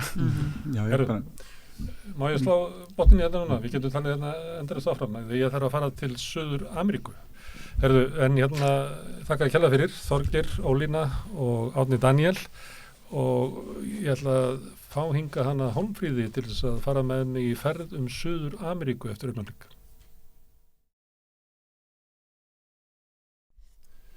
Við ætlum að við rauðaborði svona næstunni að fara þess út í heim og skoða ýmis svæði sem að kannski er ekki oft í fréttum. Ég mér ekki fólk til mín og talar Indland og Kína og Afríku fyrir sunnan Sahara og eitthvað fleira og við ætlum að byrja núna á því að fara til Suður Ameríku og til þess að hjálpa okkur að komast allar í þangað er hún hingað komið Hólmfríður Garðarsdóttir. Ég kom með loftbelg. Þakka þau fyrir. Þegar maður hugsar hérna Suður Ameríku, þá er það svolítið þannig sé svona pendul í álfinni þannig að stundum sveiflast hún til hægri og stundum sveiflast hún til vinstri og öll löndin virðast einhvern veginn sveiflast saman. Þetta er það sem að mér undrar með álfinna. Getur þú sagt mér af hverju þetta er? Já, þetta kemur alveg frá bara sjálfstæðinu. Þjóðirnar fengu sjálfstæði flestar 1810 til 20 og mjög fljótlega fór að festast í sessi 2 brautir. Konservadoris, íhaldsmenn og liberalis sem voru þá konservadoris, voru landeigendur, afkomendur Spánverja, eignafólk og hinir voru liberalis og þegar að svo og þetta eiginlega svona alla 19. öldin er þetta mjög festast í sess og er svona fast skipað. En frjálsenda fólki er það þá fólkið í borgunum, millistéttin í borgunum eða er það verkalýðsbaráttan eða hvað? Já, en verkalýðsbaráttan henni vex ekki fiskunur hrygg fyrir henni upp af 20. aldar og þá kemur þar mjög öflugt þáttaka fólks þar. Liberalis voru líka menntamenn og þetta hugtak intellektual er mjög mikið notað í spænsku, alveg ég og þú værum þar, flokkuðumst einhvern veginn, kennarari, já, bara það að hafa geta gengið í skóla, hafa fengið að læra, kunna einhverja greinar og þú ert ekki endilega að vera háskólamenntaður, heldur hafa grunnmenntun og svoleiðis að og svo auðvitað smá saman eldist þáttakan íhaldsmenn auðvitað líka þeim fjölgaði að því leiti til að það var fleira fólk í öllum löndunum fjölskylduna þeirra stækkuðu og þú fylgir svolítið þinni fjölskyldu svoleiðis að þessar 2 hreyfingar eru alla 20. öldina mjög 19. verða til 20. öldina einhvern veginn að skerpa áherslu sínar. síðustu 30 árin hafa svo komið upp miklu fleiri flokkar, mætti kannski kalla það, en samt eru það hreyfingar frekar. Þær snúast málefni, þær snúast ákveðnar áherslur og sumar þessara hreyfinga verða að pólitískum flokkum og hreyfingarna bjóða líka fram. En það er alveg rétt hjá þér, sko, þessi líking með pendulinn.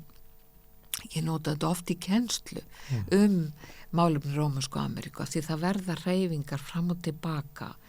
En það er líka vegna þess að það eru alltaf svo miklar væntingar þegar verða breytingar í stjórnmálum einhvers lands eða í löndum í Ameríku eða í löndunum syðst í Suður Ameríku, að þá verður stjórnmálin einhvern veginn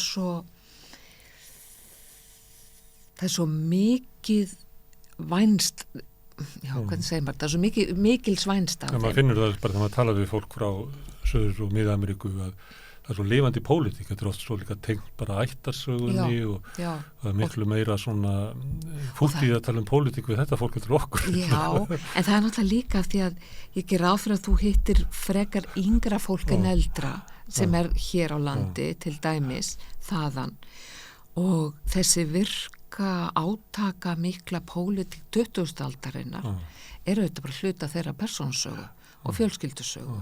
Svoleiðis að, en fyrsta byltingi sem var gerð í álfunum var mexikoska byltingin og hún braust út 1910, stóð í tæpan áratug, og þá verða svona þessi átök, það verða og hún er mjög athyglisverð vegna þess að á svipuðum tíma rísa upp öfl úr suðri, úr norðri, úr austri, úr vestri.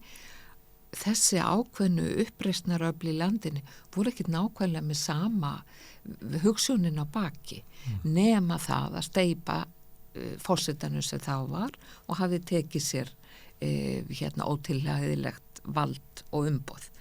En þegar að svo er verið að reyna að koma einhverju skikki á Mexiko í kjölfarið, að þá verður þessi stóri flokkur, byltingaflokkurinn tekur yfir. Stofnanaveiti byltingaflokkurinn. Já, og hann er þarna næstu 70 árin eða næstu því. Svoleiðis að en þessi pendular, kúbanska byltingin hefur mikið með þetta að gera.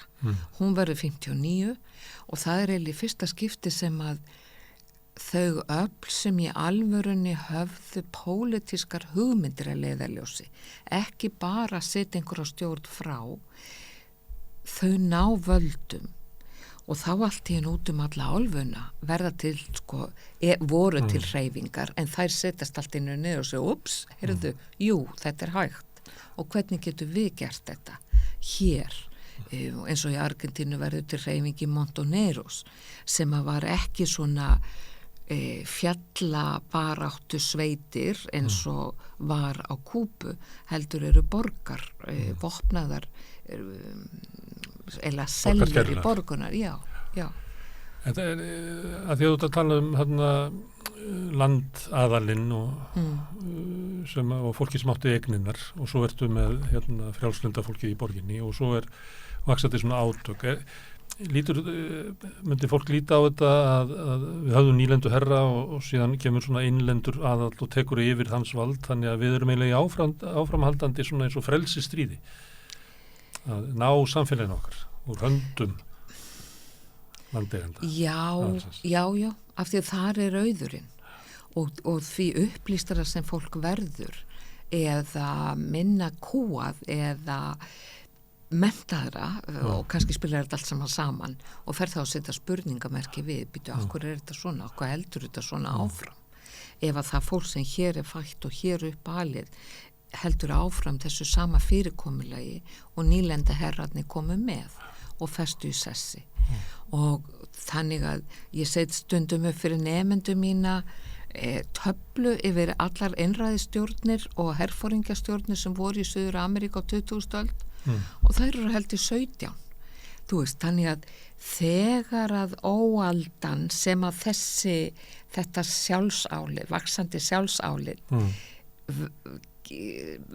gefur eða veitir, að þá kemur herinn að því að hann var alla 20. meira og minna í þjónustu þessara íhaldssömu, hefðbundnu kallveldis auðvita valdhafa. Svo slaknar á og þá rísit upp og stundum náður árangri og náður að vera gjörnir og það er mikil von að nú er alltaf verið að kjósa Obama einhvern veginn og svo verður vonbrigðin. Já, en svo er að gerast í Chile núna.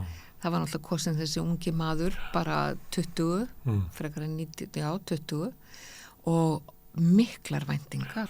Hann kom úr stúdentapólitíkinni, hann var búin að vera á þinginu og er bara 30 og eitthvað smávegis og miklar væntingar til hans og svo sér maður fylgistölurnar fara niður af því að væntingarnar sem voru ekki það að hann hafi lofað endalaust einhverju og ekki geta staði við það, heldur væntingarnar það að hagur allra batnaði við að losna við síðasta forseta, að það hefur ekki reynst mögulegt og þá auðvitað byrjar að krauma upp og nýtt eitthvað annað, allir að safna vopnum sínum og svo verða kosningar aftur og þá er að sjá hvað gerist.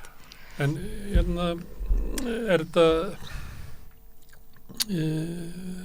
eitthvað sérstakt við að sé svona hort til einstaklinga að þeir komi og bergi þessu, eða er þetta vegna þess að kannski forsetaembættin eru valdamikil, þannig að það skiptir máli og kannski svona skipulögð verkalýðshreyfing og svona skipulögð stjórnmálasamtök eru kannski veigaminni eða? Nei, þau eru það samt ekki. Nei, aldeilis ekki. Verkalýðshreyfingin er mjög öflug í mjög mörgum löndunum og hefur bæði sterka og mikla rödd og hefur svo þennan vettvang sem eru torg og stræti og það eru þeirra svona baráttu völlur. Stjórnmálaflokkar eru líka og í öllum löndunum sem ég hef eitthvað verið að fylgjast með síðustu áratugina að þar eru bæði flokkar sem hafa verið bara frá ómunna tíð og eru mjög svona grónir í ákveðnu hugmyndafræði og hún getur verið ýmiskonar og svo allar þessar hreyfingar sem að koma og fara og eru þá aðalega að leggja áherslu á einhver ákveðin málefni sem eru aðkallandi núna umhverfismál, aðstæðu frumbyggja, málefni kvenna og sumt af þessum flokkum festist í sessi eða það sem hefur gerst á undanförnum kosningum undanfarna 2-3 áratugi er að þeir mynda svo ákveðna svona samsteypu, verður til svona samfylkingar og og þær komast sér þá saman sinn fulltrúa og fela mikið umboð í hendur viðkomandi. Og svo en sá þarf náttúrulega að halda síðan sama kannski frekar svona ósamstæðum hópum og hefur kannski þar leðandi takmarkað umboð þeirra á reynir og lendir í átöku við sitt bakland og þetta er náttúrulega og líka því það er alltaf svona ekki heift heldur og það getur líka verið gleði en það er mikið lagt í þannig að fólk hrópar og kallar og grípur fram í og lætur í sér heyra og það fer mikið fyrir mörgum og ég var bara í gær að fylgjast með málefnum Perú sem hefur nú verið mjög ábyrgandi í fréttum. Það er aldeilis fólk út á götu. Já, og þar er til að mis lætt með hörku. Það byrjaði eiginlega 8. desember þegar Castillo, forseta sem var nú ekki búin að vera nefn í tæft ár sem forseti landsins og honum er steypt af stóli, er sagt, eða röklaðist frá völdum. Það er spurning hvernig þú sér það. Og þá byrjar strax þessi mótmæli og þau eru nú búin að standa núna í 3 mánuði og þetta fullt af fólki sem hefur fallið og nú stendur umræðan við forsetan konu sem var varaforseti sem tók við, núna við völd og er að reyna að komast að einhverjum samkomulagi það hvenær kosningar eiga að verða og herinn segir að hún hafi skipað þeim að nota vopn hún segist ekki hafa gefið þá skipun, en það segir okkur svolítið mikið umboðið sem forsetinn hefur, valdið sem forsetinn hefur og hvað þó það séu yfirmenn hersins að þá fá þeir tilmæli frá forseta landana. Forsetinn yfirmaður hersins. Já. En svo í Bandaríkjónum, en þar náttúrulega Trump var að senda hermenn inn í Washington á sínum tíma, að þá var það ekki, það var óvanalegt, en það er alvanalegt í. Já.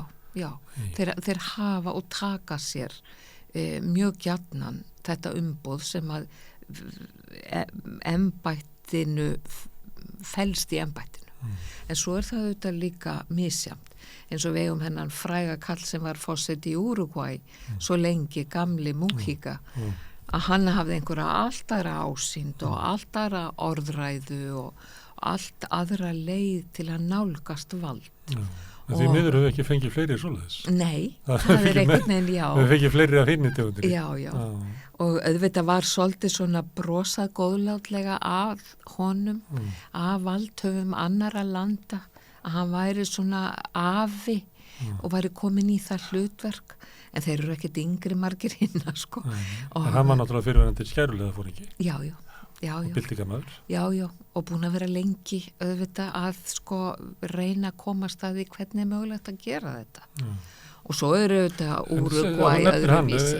Er þetta merki eitthvað að þetta hefði skilað ykkur árangri í honum? Já, Uruguay heldur áfram að vera svona rólendis land, þar sem enginn að drepa neitt og það er fátækt land, frekar eða en það er ákveðin svona kyrrð í kringum Uruguay og það hefur haldist og bara vonandi gerði það af því það nógum að vera í mörgum hinnalandana.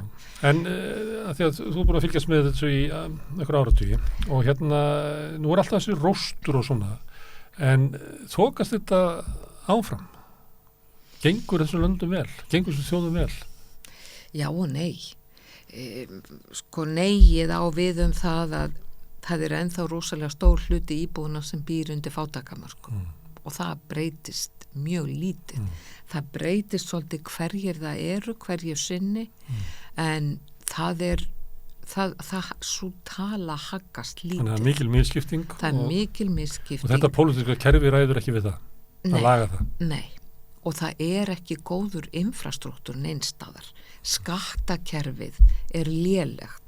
Almenningstryggingakerfi er í gangi, er virt í öllum löndunum, en til þess að komast að því og eiga aðgang að því og halda því virku, að það er einhvern veginn stofnanandi sem eiga að gera það er ekki nógu öflugar. Og eins og efnahagskreppan sem er núna í gangi í Argentínu verður meðal annars til þess að fullt af fólki er ekki að fá til dæmis ellilífeyrisbætur. Það er einhver 800.000 mann sem að voru að gera uppsteyt í síðustu viku af því þau ekki fengi greitt ellilífeyrisbætur eða ellilífeyris eftirlaun. En það er bara eins og eftir raun Sovétríkjanna sem er hellinga gömlu fólki sem ekki fær framfærslu. Nei, já. Og það er líka bara því að skráningakerfið er ekki í lagi, af því að utanumhaldið er ekki í lagi. En auðvitað er Argentína alveg bara búin að lifa efni fram og fór á hausinn 2001 og hefur aldeilis ekki náð sér. Skuldult land og núna þegar verið að hækka vexti á dollarinn, að þá er þetta yfirleitt alltaf fyrsta fórnarlambið. Já.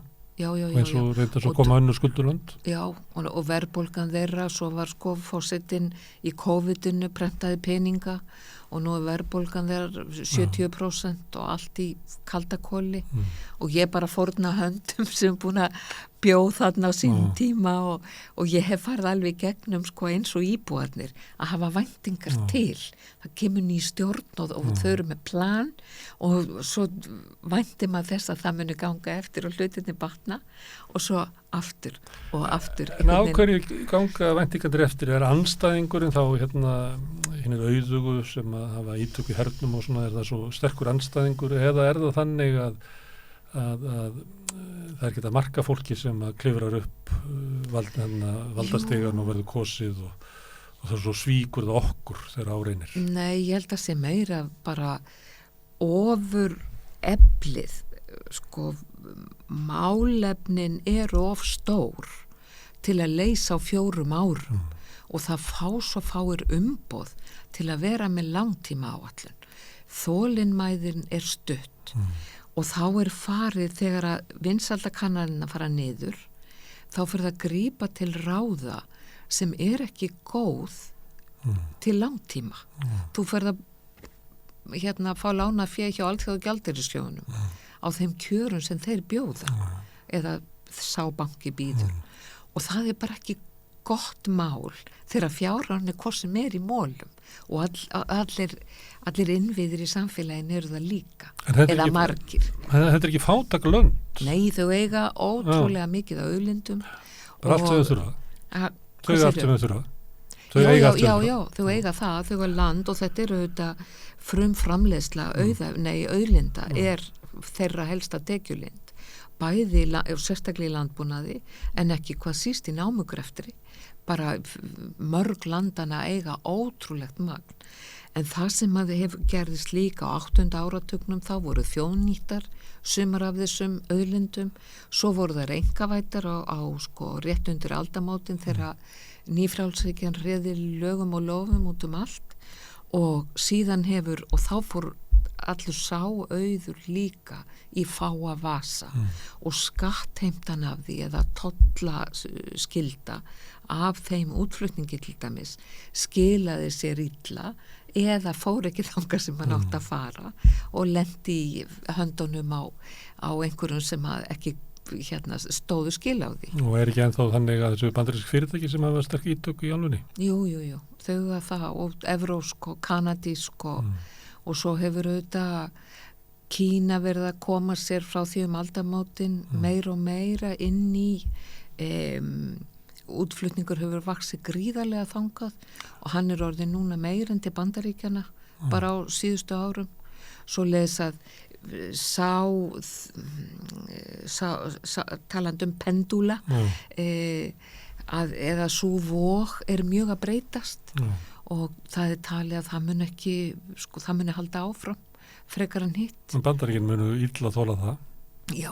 Þau eru undirbúið sig undir að gera Kína óvinni sínum? Já, og það mun auðvitað setja Suður-Ameríku vandræðamál eða í einhverja nýja tegund af svona spennitreyju eða pressu. Það vilja margir þarna sem að vilja frekar eiga viðskipti við Kínveri heldur en Bandaríkin. Illa brendað viðskipti við Bandaríkin. Það heyrir maður oft í Afríku að það miklu skárra eiga við Kínverjana heldur en gömlu nýlenduherrana. Já, auðvitað, og Kínverjar auðvitað ekki með sömu, þeir koma með tildulega hreinan skjöld inn. Og þykist bara að vera að gera business, þau eru ekki að segja að þú að stekka millistéttina eða gera þetta. Nei, ekki enn sem komið við eftir að sjá hvað verður með það, og það svoleiðis núna, en þeir eru líka mjög öflugir í til dæmis námsstyrkjum og uppbyggingu menntakerfisins og sem að þá svona, hvað þetta að kalla mjúkt vald koma inn með á þeim forsendum svoleiðis en það verður spennandi að sjá hvað gerist með það því að nú talandum eins og við byrjuðum þennan pendul sem fyrir til hægur og vinstri í síðasta mánuði var haldið í Argentínu mikið þing samtaka Ameríkuríkja og landa í Karíbahafi þar sem Bandaríkin eru ekki með CEPAL og í fyrsta skipti núna í mörg ár boðið að koma Kúbu, Venezuela og Nicaragua og þetta var svona nýtt skref og það voru það áttu mjög frumkvæði nýji forsetinn í Kólumbíu og Obrador í Mexiko sem eru svolítið svona svampar. Þeir eru báðir svona miðju vinstri menn en ekki þekktir ennþá allavega fyrir það sem að Bandaríkja menn líta á sem ógn eða óþægð. Sem þessi þrjúland sem við bara tala um eins og öxul í sítla eða hvað þau búa til okkur að frasa ekki þennan en skilgreina þetta bara sem svona ríki sem ekki hægt í samskiptum. Þannig að Suður-Ameríka er að bjóða að vera með. Þeir voru bjóða að vera með og þau komu frá Kúbu, forsetinn og frá Nicaragua, Daniel Ortega fór en Maduro frá Venezuela mætti ekki vegna þess að það hafði komið upp orðrómur það og enginn veit ennþá hvað til í því að öfga hægri maðurinn Bullrich í Argentínu hafi verið með eða einhverjir á hans nærum áætlanir það að gera árás á lið Maduro. Þannig að Maduro ákvað frá Venezuela fara ekki en senda varaforsetann fyrir sig. Þannig að það fóru fulltrúa frá þessum löndum og eitt af aðalmála þau ræddu umhverfismál og réttindamál frumbyggja stöðu stjórnarskráa í mismunandi löndum, hvaða mál væru eiginleg eða samnefnarar í stjórnarskrám og hvað vantaði sem að var athyglisverð umræða af því það eru svo mörg, þau voru svo mörg þarna og en síðan var líka lág fyrir sem sagt álygtun að beina því eða fara þess á leit við Bandaríkin að hætta viðskiptabanninu við Kúba og það auðvitað að öll löndin geti sameinast það mjög stórt skref hvort sem að verður að það náttúrulega hefur áður komið það skiptir máli að Suður-Ameríka standi saman og á þessu sama gegn þessum erfiðan ágræna og á sama tíma eru þau að tala sameiginlegan gjaldmiðil og Lula kom með þessa tillögu og hann kom líka með tillögu friðarumræðanar milli Úkraínu og Rússa Putin þannig það verður svoleiðis að það kemur auðvitað og Lula kemur inn í Brasilíu með langa reynslu og mikla reynslu hundgamall og sjóaður þannig að það eru væntingar til hans og hann kemur strax með eitthvað nýtt útspil. Skiptir það máli fyrir stjórnmálaða fólk í Suður-Ameríku að vera með eitthvað svona pan-suður-ameríska stefnu svipað eins og í Araba Londonum eins og eða var, það kannski minna núna eins og mikið í Afríku og þetta líka minna núna en það samt svona hugmyndur efnahagsbandalag Vestur-Afríku og fleira og það hefur verið og þetta skiptir máli þannig að ef þú ert forseti í Brasilíu þá ertu líka utanríkisstefnan fyrst og fremst Suður-Ameríku og þú byrjar fyrst þar að ná samstöðu mál sem að þér finnast skipta máli það yrði mjög illa tekið ef Lula hefði farið beint til ég veit ekki hvert Þýskalands til að gera eitthvað fyrir sig eða fyrir Brasilíu að það sé það mikilvægt og það hafa auðvitað verið Alba svona viðskiptasamband með Ameríkuríkja Mercosur viðskiptabandalag Suður-Ameríkuríkja eða syðstu landana þannig það þegar og það hefur oft verið reynt og auðvitað þetta eldgömul hugmynd bara úr sjálfstæðisbaráttunni að Suður-Ameríka sé landamærin ekki alltaf einhvern veginn normal sem eru bara landamærin ganga þvert á eitthvað sem áður var eining og... þar fyrir utan en samt, en við höfum talað mikið misskiptingu auðs og ójöfnus sem að eitthvað drifkraftur í stjórnmálunum það líka frumbyggjar og þeir sem að seinna komu og það náttúrulega misjætt hvernig og svo náttúrulega svartir og þeir sem eru Spánverjar sem eru kannski hinum einn þetta svona ólíkt í löndunum hvort að þetta sé raunverulegt svona pólitískt mál en það ávið Perú allavega ekki Jú, aldeilis og það ávið mjög mörg lönd og það eru auðvitað misjant hvað stór hluti íbúana eru frumbyggjar og það eru tilar hjá Sameinuðu þjóðanna skilgreiningar á því hvað eru frumbyggjar þeir eru taldir vera næstu 400 milljónir í heiminum flestir í Asíu og Rómönsku Ameríku en Sameinuðu þjóðanna eru uppteknar af því að þeir eru frumbyggjar sem skilgreina sig sem frumbyggja sjálfir og þegar þú ert búin að búa í 500 ár við það að vera litið niður á þig fyrir að vera það þá vilt ekki endilega svoleiðis að leið og það einhver blöndun í að þá eru mjög margir sem hafa fært sig frá og flokka sig, skilgreina sig, skilja sig sem mestizó, sem einhvers konar blendingja. eins og við þekkjum bara frá sömum, þetta var ekki bara fyrir en bara eftir 1970 sem að verður svona sterk sjálfsmynd sama, sko, að verða til, sko. Og það hefur verið svolítið í Rómönsku Ameríku, að það þegar að, hvað heitir hann nú, sem var forseti Bólivíu, þú manst hann og kannski, sem misti völdin, við eigum að vita þetta, en allavega hann semst fyrsti forseti álfunnar, sem af indjánaættum, frumbyggjaættum, sem kosin forseti í landi, þar sem megin þorri íbúin eru frumbyggjar, sem Bólivía.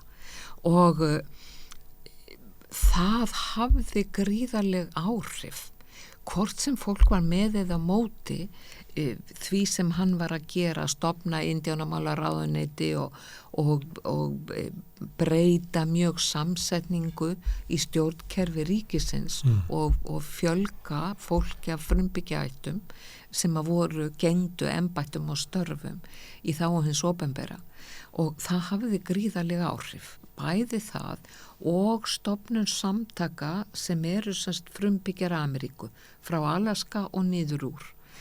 Og allt þetta hefur gefið aukið sjálfsmat, vaxandi kröfu gerð á hendur hins opinbera, og síðan þegar að kemur núna öll þessi umræðum umhverfismál, að þá koma frumbyggja, fá þeir allt í einu sko sæti við borðið, að því þeir vit og hafa alltaf vita hvernig á að koma fram með náttúrun og búa með henni í sátt og samlyndi.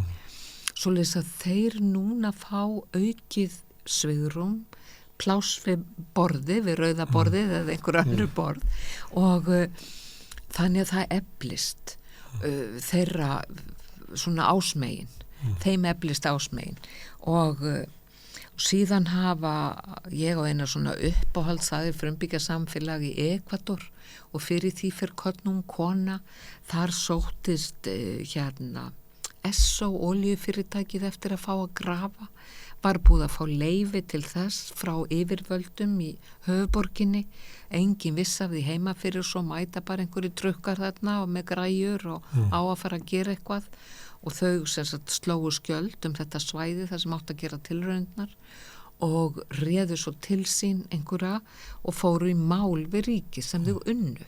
Þannig að það þurfti að fara með trukkana út af, og bara ein svona saga flýgur eins og fiskisagan út allt og eflir öðrum svona ásmegin það að gera eitthvað í sínum málum líka. Þannig að þeir verða sko ábrend, og eins og í Perú sem þú beindir athygli að, í norðri og suðri eru indjánabyggðirnar í Perú, auðvitað líka inn í land og upp í fjöllum og allstaðar, mikið af þeim, og Castillo forsetinn sem hrökklaðist frá völdum, hann var frá bara rétt hjá landamærunum í norðri, fátækur barnaskólakennari og verkalýðsleiðtogi, og kosinn, og væntingar frumbyggja samfélagana til hans voru mjög miklar, og svo þegar honum steypt eða hann hrökklast frá völdum, að þá eru það þeir svo áberandi í mótmælunum sem hafa staði núna síðustu 3 mánuði, og á öllum þessum þar eru konur mjög öflugar, auðvitað sko verkaskipting kalla og kvenna mjög afmörkuð, kallar vinna á ökrónum og í námunum, konurnar bera ábyrgð á heimilishaldi, matargerð og öflun, matar, og þegar að það skortir að þá fara þær á stað, eða þegar skólum lokað eða hvernig sem það þá kemur það niður á börnunum og þær fara af stað í þá baráttu. Svo lesa að það ber mjög mikið á konum af indjánaættum í þessari baráttu sem í gangi víða núna. Ég gæti bara komið út mér en það Evo Morales. Auðvitað. En varðandi frumbyggjana, eru þeir Er þetta vald sem að þeir eru að fá inn í samfélag, eða svo bara stóra samfélaginu, eða eru þær svona eins og eyjar þar sem að eru að fá rétt yfir sínu gamla landi, svo við þekkjum kannski meira frá sömum, sem að baráttan þeir eru ekki raunverulega hluti af pólitík Noregs eða Finnlands, heldur snýstið það að það sé ekki verið að raska ykkur á landinu okkar og við eigum námuréttin og þetta er eiginlega bæði.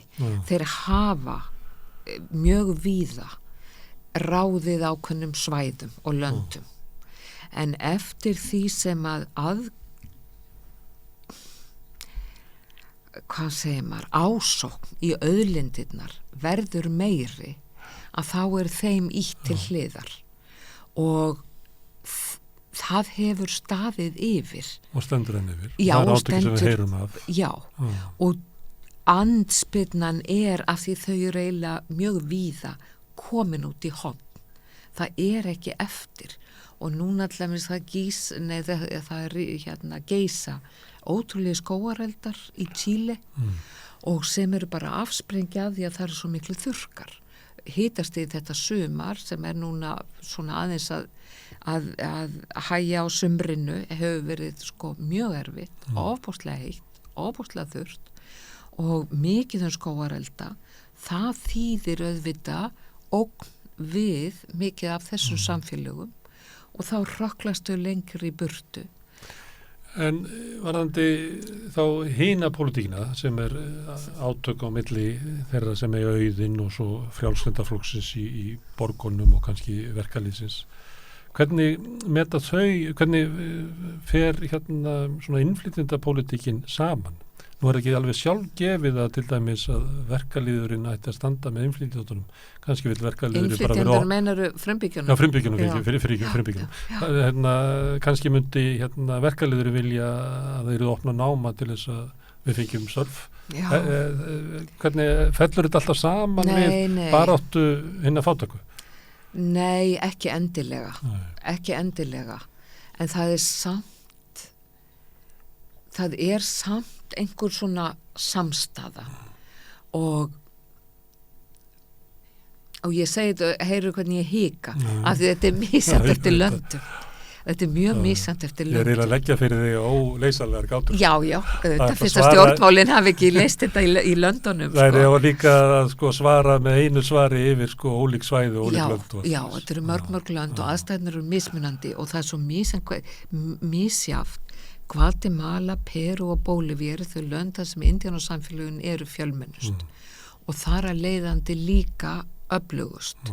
En á sama tíma eru það í öllum þessum löndum eru þau samt jaðarsamfélög og það fullt af fólki jafnvel af blönduðum uppruna sem finnst þau tilbaka og barnaleg og einföld og þessi trú á móður jörð og náttúruna og trúarathafnir þeirra sem eru fórnir til náttúrunar, það gert lítið úr þeim og það gerir landar þeirra líka. En á sama tíma eru hreyfingar innan landana sem að eru í samstarfi með eða við hliðina á og samstíga í baráttunni. Og það oft með í tengslu við náttúruvernd og umhverfismál. Það hefur verið mest áberandi núna undanfarið. Eru náttúruverndarmálin af því að það brennur á það brennur mjög á af því ásóknin hún bara eykst. Alltaf meira og meiri. Já. Og það þarf að brjóta land. Auðsins sem að drífur það áfram verður alltaf meira og meiri. Já.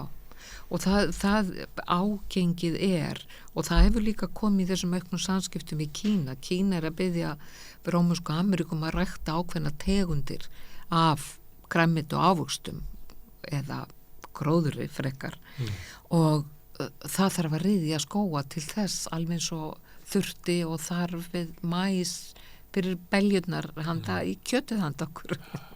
Svoleiðis að þetta svona ýtist alltaf út á jaðar og þetta fólk hefur ýst með eða hörfað með náttúrunni en smá saman að koma svona andspyrna við það Og hún fyrir þetta ekki þegjandi og hljóðalust fram, aldeilis ekki. Hólmfríður, takk fyrir að koma hingað og spjalla við okkur Suður Ameríku. Bara mér var ánægin. Við gerum þetta reglulega hérna, ætlum að gera þetta svolítið á næstu dögum og vikum að fara svolítið út í heim, því það alltaf gott að fá svona aðeins innsýn inn í aðra deildi jarðar. Það hjálpar okkur að skilja fréttirnar sem að berast þangað og ég þakka Hólmfríði fyrir að hjálpa okkur að aðeins að fá innsýn inn í Suður Ameríku og í næstu viku þá munum við tala Indland, Kína og fleiri svæði, en við segjum gott í bíli en hérna rétt á eftir að þá ætlar María og Sara að fara yfir femínískar fréttir vikunar. Þetta er augnablik.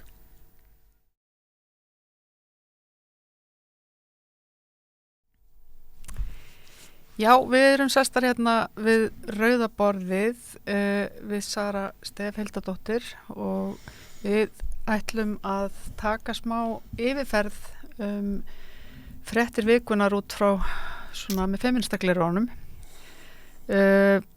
Það hafa verið ýmsa fréttir í gangi frá Reykjavíkurborg, var þetta svona sem að hafa Já, sem borgarfulltrúarnir voru að taka svolítið. Ég sá það sko. Sanna var hérna í einhverju viðtali í vikunni til dæmis inn á Samstöðinni og var að ræða Já, þau eru rosalega öflug náttúrulega.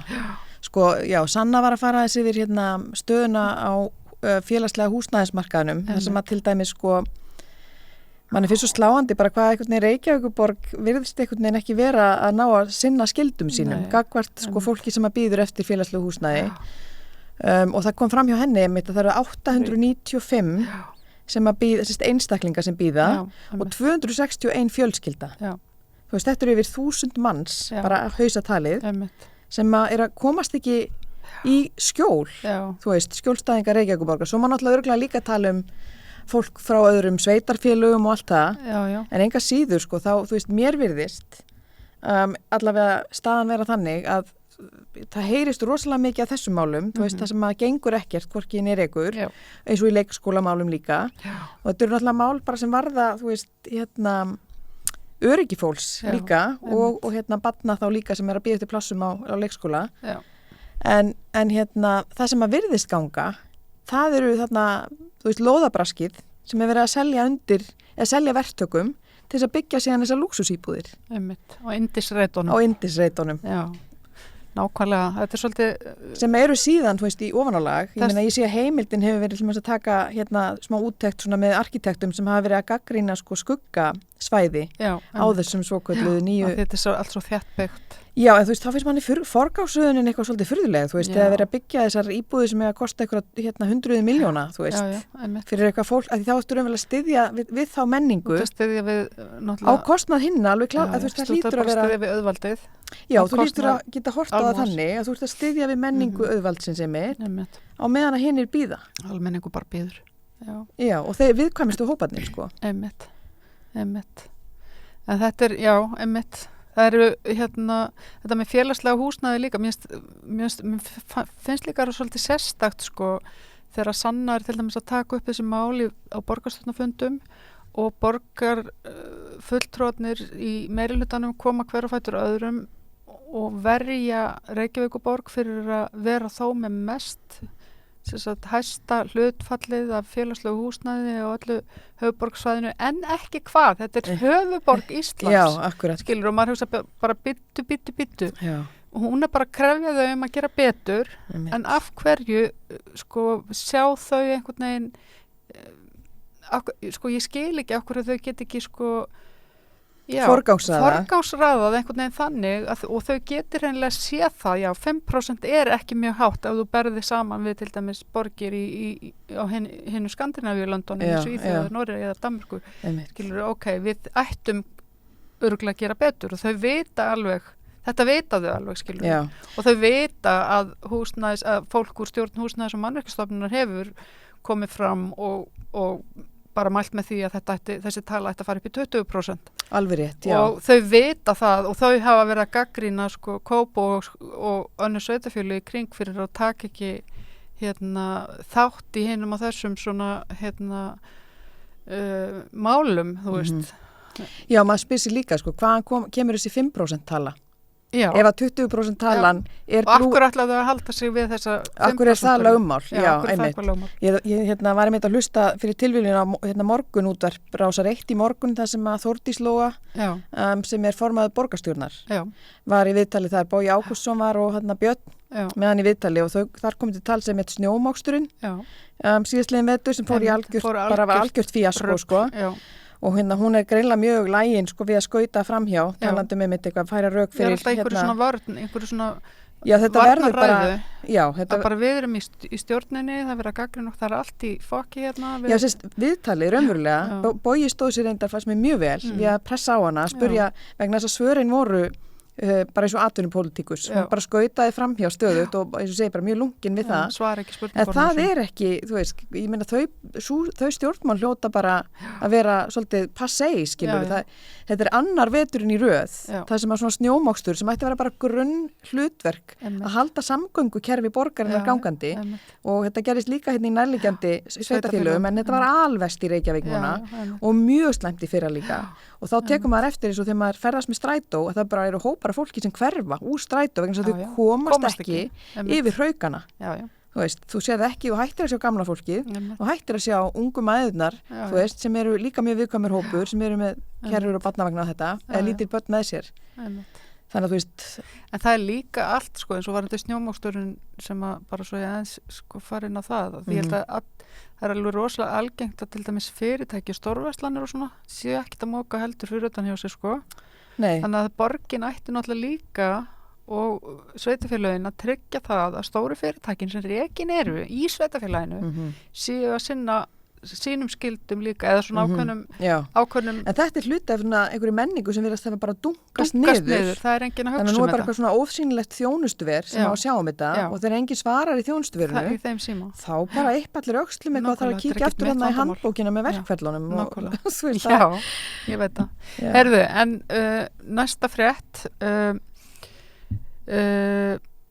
kannski svona í framhaldi af þessari sko niðurskura stefnu hjá borginni í svona velferðamálum þá langar með þess að fara að ræða og að því að við erum að ræða húsnæðismál líka að það hefur verið mikið fjallað útigangsfólk núna í vetur líka og núna á að fara að loka eina neyslurýminu sem er til staðar við erum bara með þennan hóp fólks sem að býr við alveg ömulegar aðstæður og er svolítið hent út í hotn. Það kom mjög glögglega líka fram í brunanum í Vatnagarða. Í Vatnagarða, já, einmitt, sem er svona úrræði áfangaheimili. Það var áfangaheimili Betra Líf sem er bara rekið um einstaklingi. Já, einmitt. Og minnst þetta svo tvíbent frétt, sko, hann var svolítið sár yfir gagnrýninni, sko. Já. Sem ég skil að vissu leyti vegna þess að sko ég held að það sé alveg rétt það sem hann segir sko að þú veist mig grunar það sko að hann hafi kannski ekkert verið að hafa eitthvað upp úr þessu og það vilji í rauninni enginn sinna þessum hóp þannig að sko Já, hann sé að taka þetta að sér þess vegna Já, hann var náttúrulega líka reka þarna húsnæði upp í Fannbergi eða Fannborg var það ekki því húsnæði var lokað af brunavörnum eða vegna skorsa brunavörnum Þannig að, jú. Hann er náttúrulega, þú veist, fúskari, það er enginn að, þú veist. Já, en þetta kannski líka bara varpar einmitt ljósi á, eflaust eitthvað til í því sem hann segir, menn þú veist ekki í ykkur svona einmitt til þess að græða því, varla.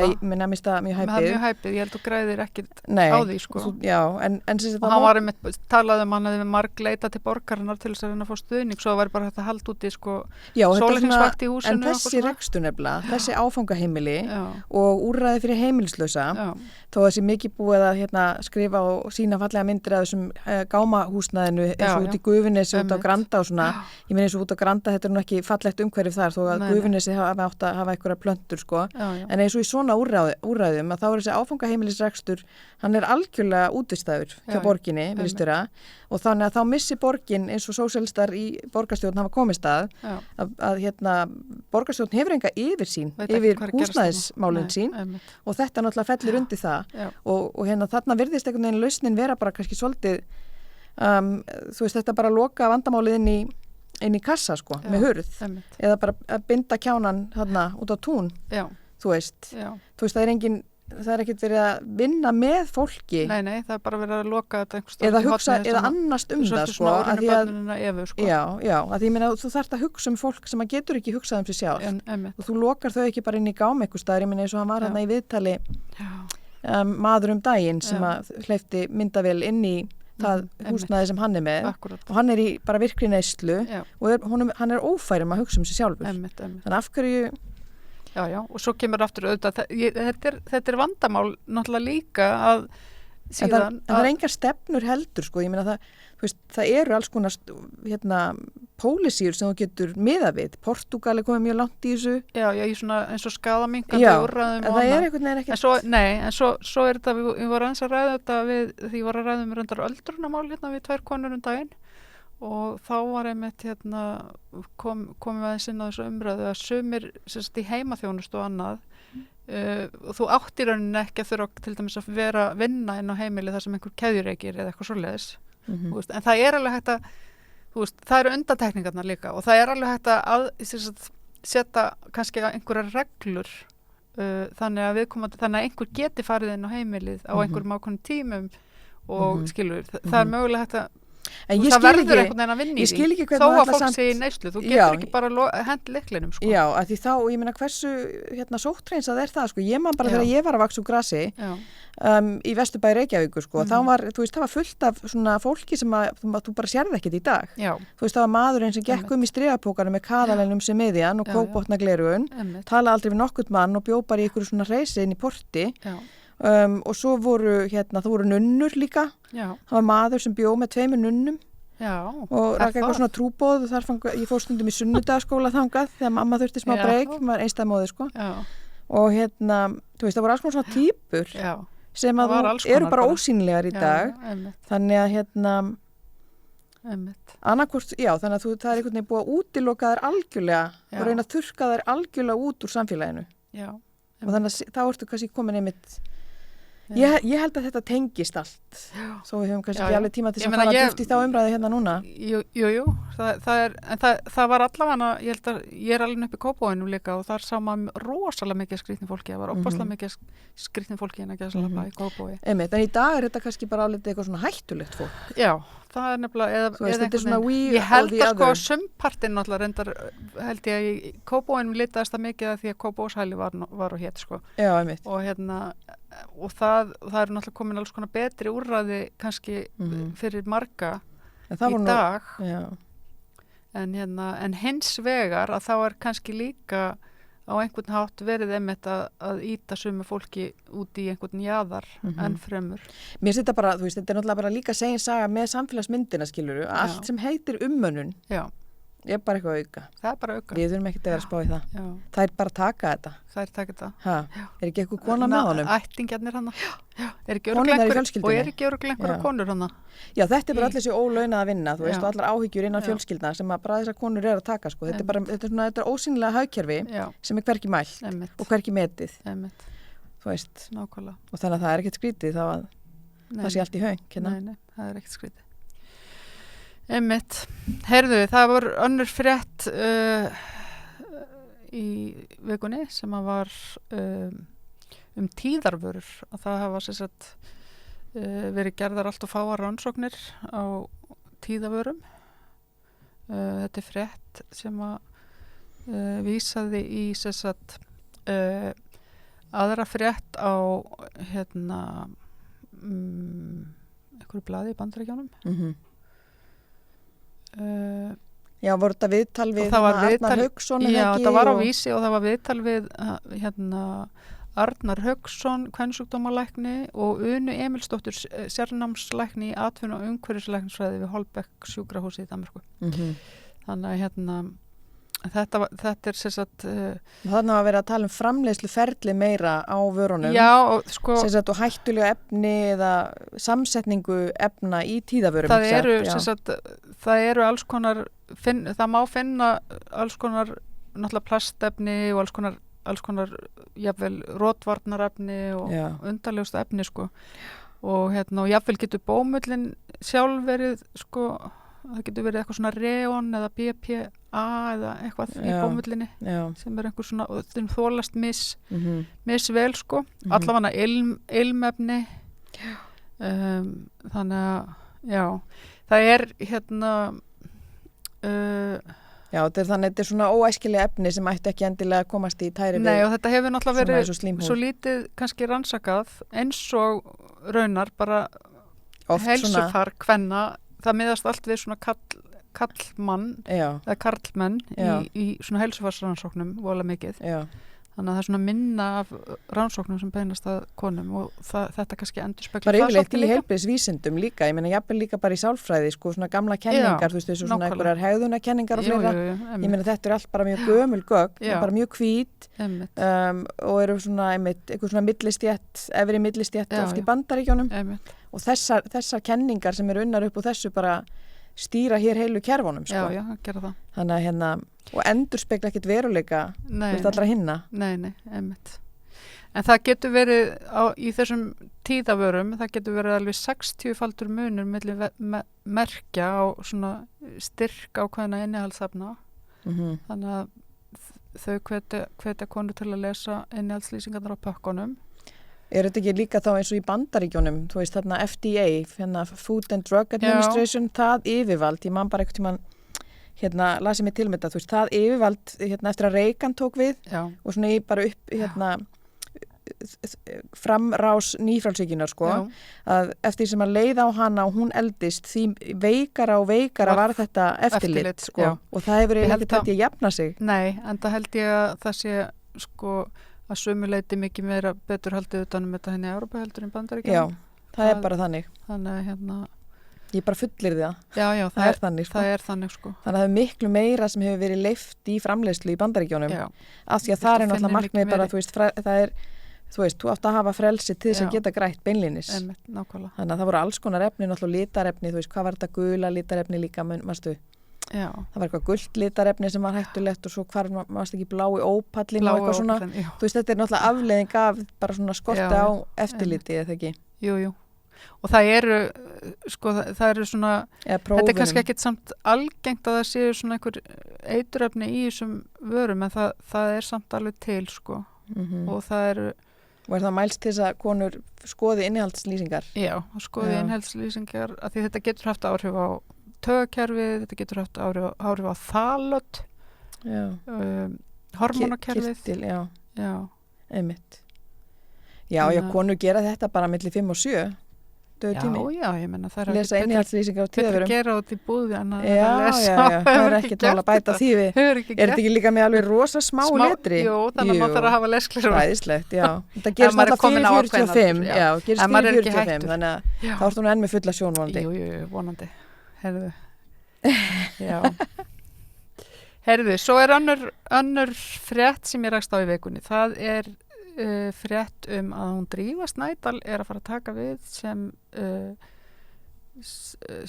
talskona stígamóta, alveg rétt. Já.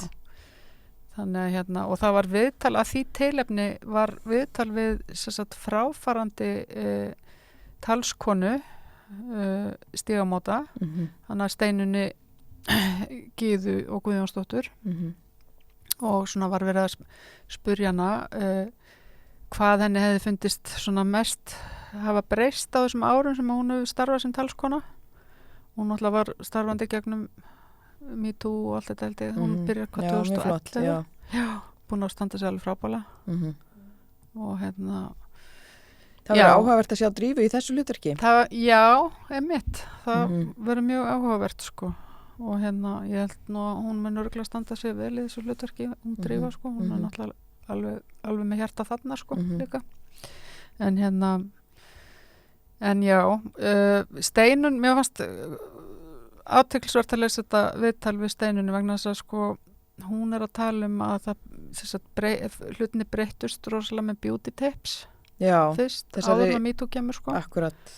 Og þá í rauninni fara konur að sína svona samstöðu og posta. Já, þetta gerist inn í svo skrítinni grúppu, ég man þegar þetta gerðist, að ég man bara, ég hjó eftir bara, varst þú í Beauty hvað heitir Tips? Varst þú í grúppunni? Já, eins og ég sá henn á Beauty Tips, eins og þeir eru að tala inn á Beauty Tips. Varst þú inn á Beauty Tips grúppunni þegar þetta gerðist? Ekki þegar þetta gerðist, eftir á. En fóst inn á hana? Já. Sama henni, ég var ekkert á nynni, sko. Nei, ég hef ekki átt erindin í eitthvað Beauty Tips. Nei, ekki heldur. Þannig að þetta var eitthvað svo mögnu. Grúppa eitthvað snirtivörur. Já, þetta var bara magnað. Stórfurðulegt. En sýnir líka með bara þrýstingin, þú veist, á því að þetta komist upp á yfirborði, sko, þessar sögur, þetta gerist í einhverju svona grúppu. Já, einmitt. En þetta allavega var til þess að bara, þarna var bara flæðandi allt Facebook og náttúrulega bara megna Íslendingum minn á Facebook held ég að fullum fólki. Og þá sá maður bara að, svona ofbóðslegur fjöldi kvenna hefur orðið fyrir kynferðisofbeldi eða þekkir einhvern sem hefur orðið fyrir kynferðisofbeldi. Þetta var svo einfalt og flott einhvern veginn hvernig það var gert. Þannig að þetta hafði rosalega áhrif og svo fara konur náttúrulega bara að segja frá meira undir nafni líka og stíga fram og svo í kjölfærið á því, náttúrulega MeToo fara konur að safna saman líka og segja frá í svona hópum og þannig að líka það verður líka svo ljóst þetta ofbóðslega bara stóra kerfislega vandamál sem að kynferðisáreitni er og já, bara andlegt og líka þetta ofbeldi gagnvart konum í nánum samböndum og innan fjölskyldna og á vinnustöðum og öllu þessu. Já, einmitt. Þannig að já, þetta er náttúrulega búin að vera alveg rosalegu tími, sko. Alveg rosalegu tími. Já. En svo er komið svona bakslag í þetta núna að því þegar að núna bara frekar nýlega er farið að greina frá nöfnum gerenda og birta myndir af þeim og þá einhvern veginn fyrir að koma bakslag, segir hún. Það sjálfsögðu. Já. Og líka þú dregur sko þekkt nöfnin í þessu umræðu sem að öll þessi mannorsmorð sem eru nú bara allir ennþá starfandi og þérna bara vel. Kanselera bara öllum. Já, ég meina einmitt þessi umræðum slaufunar, cancel culture sko. Já, akkurat.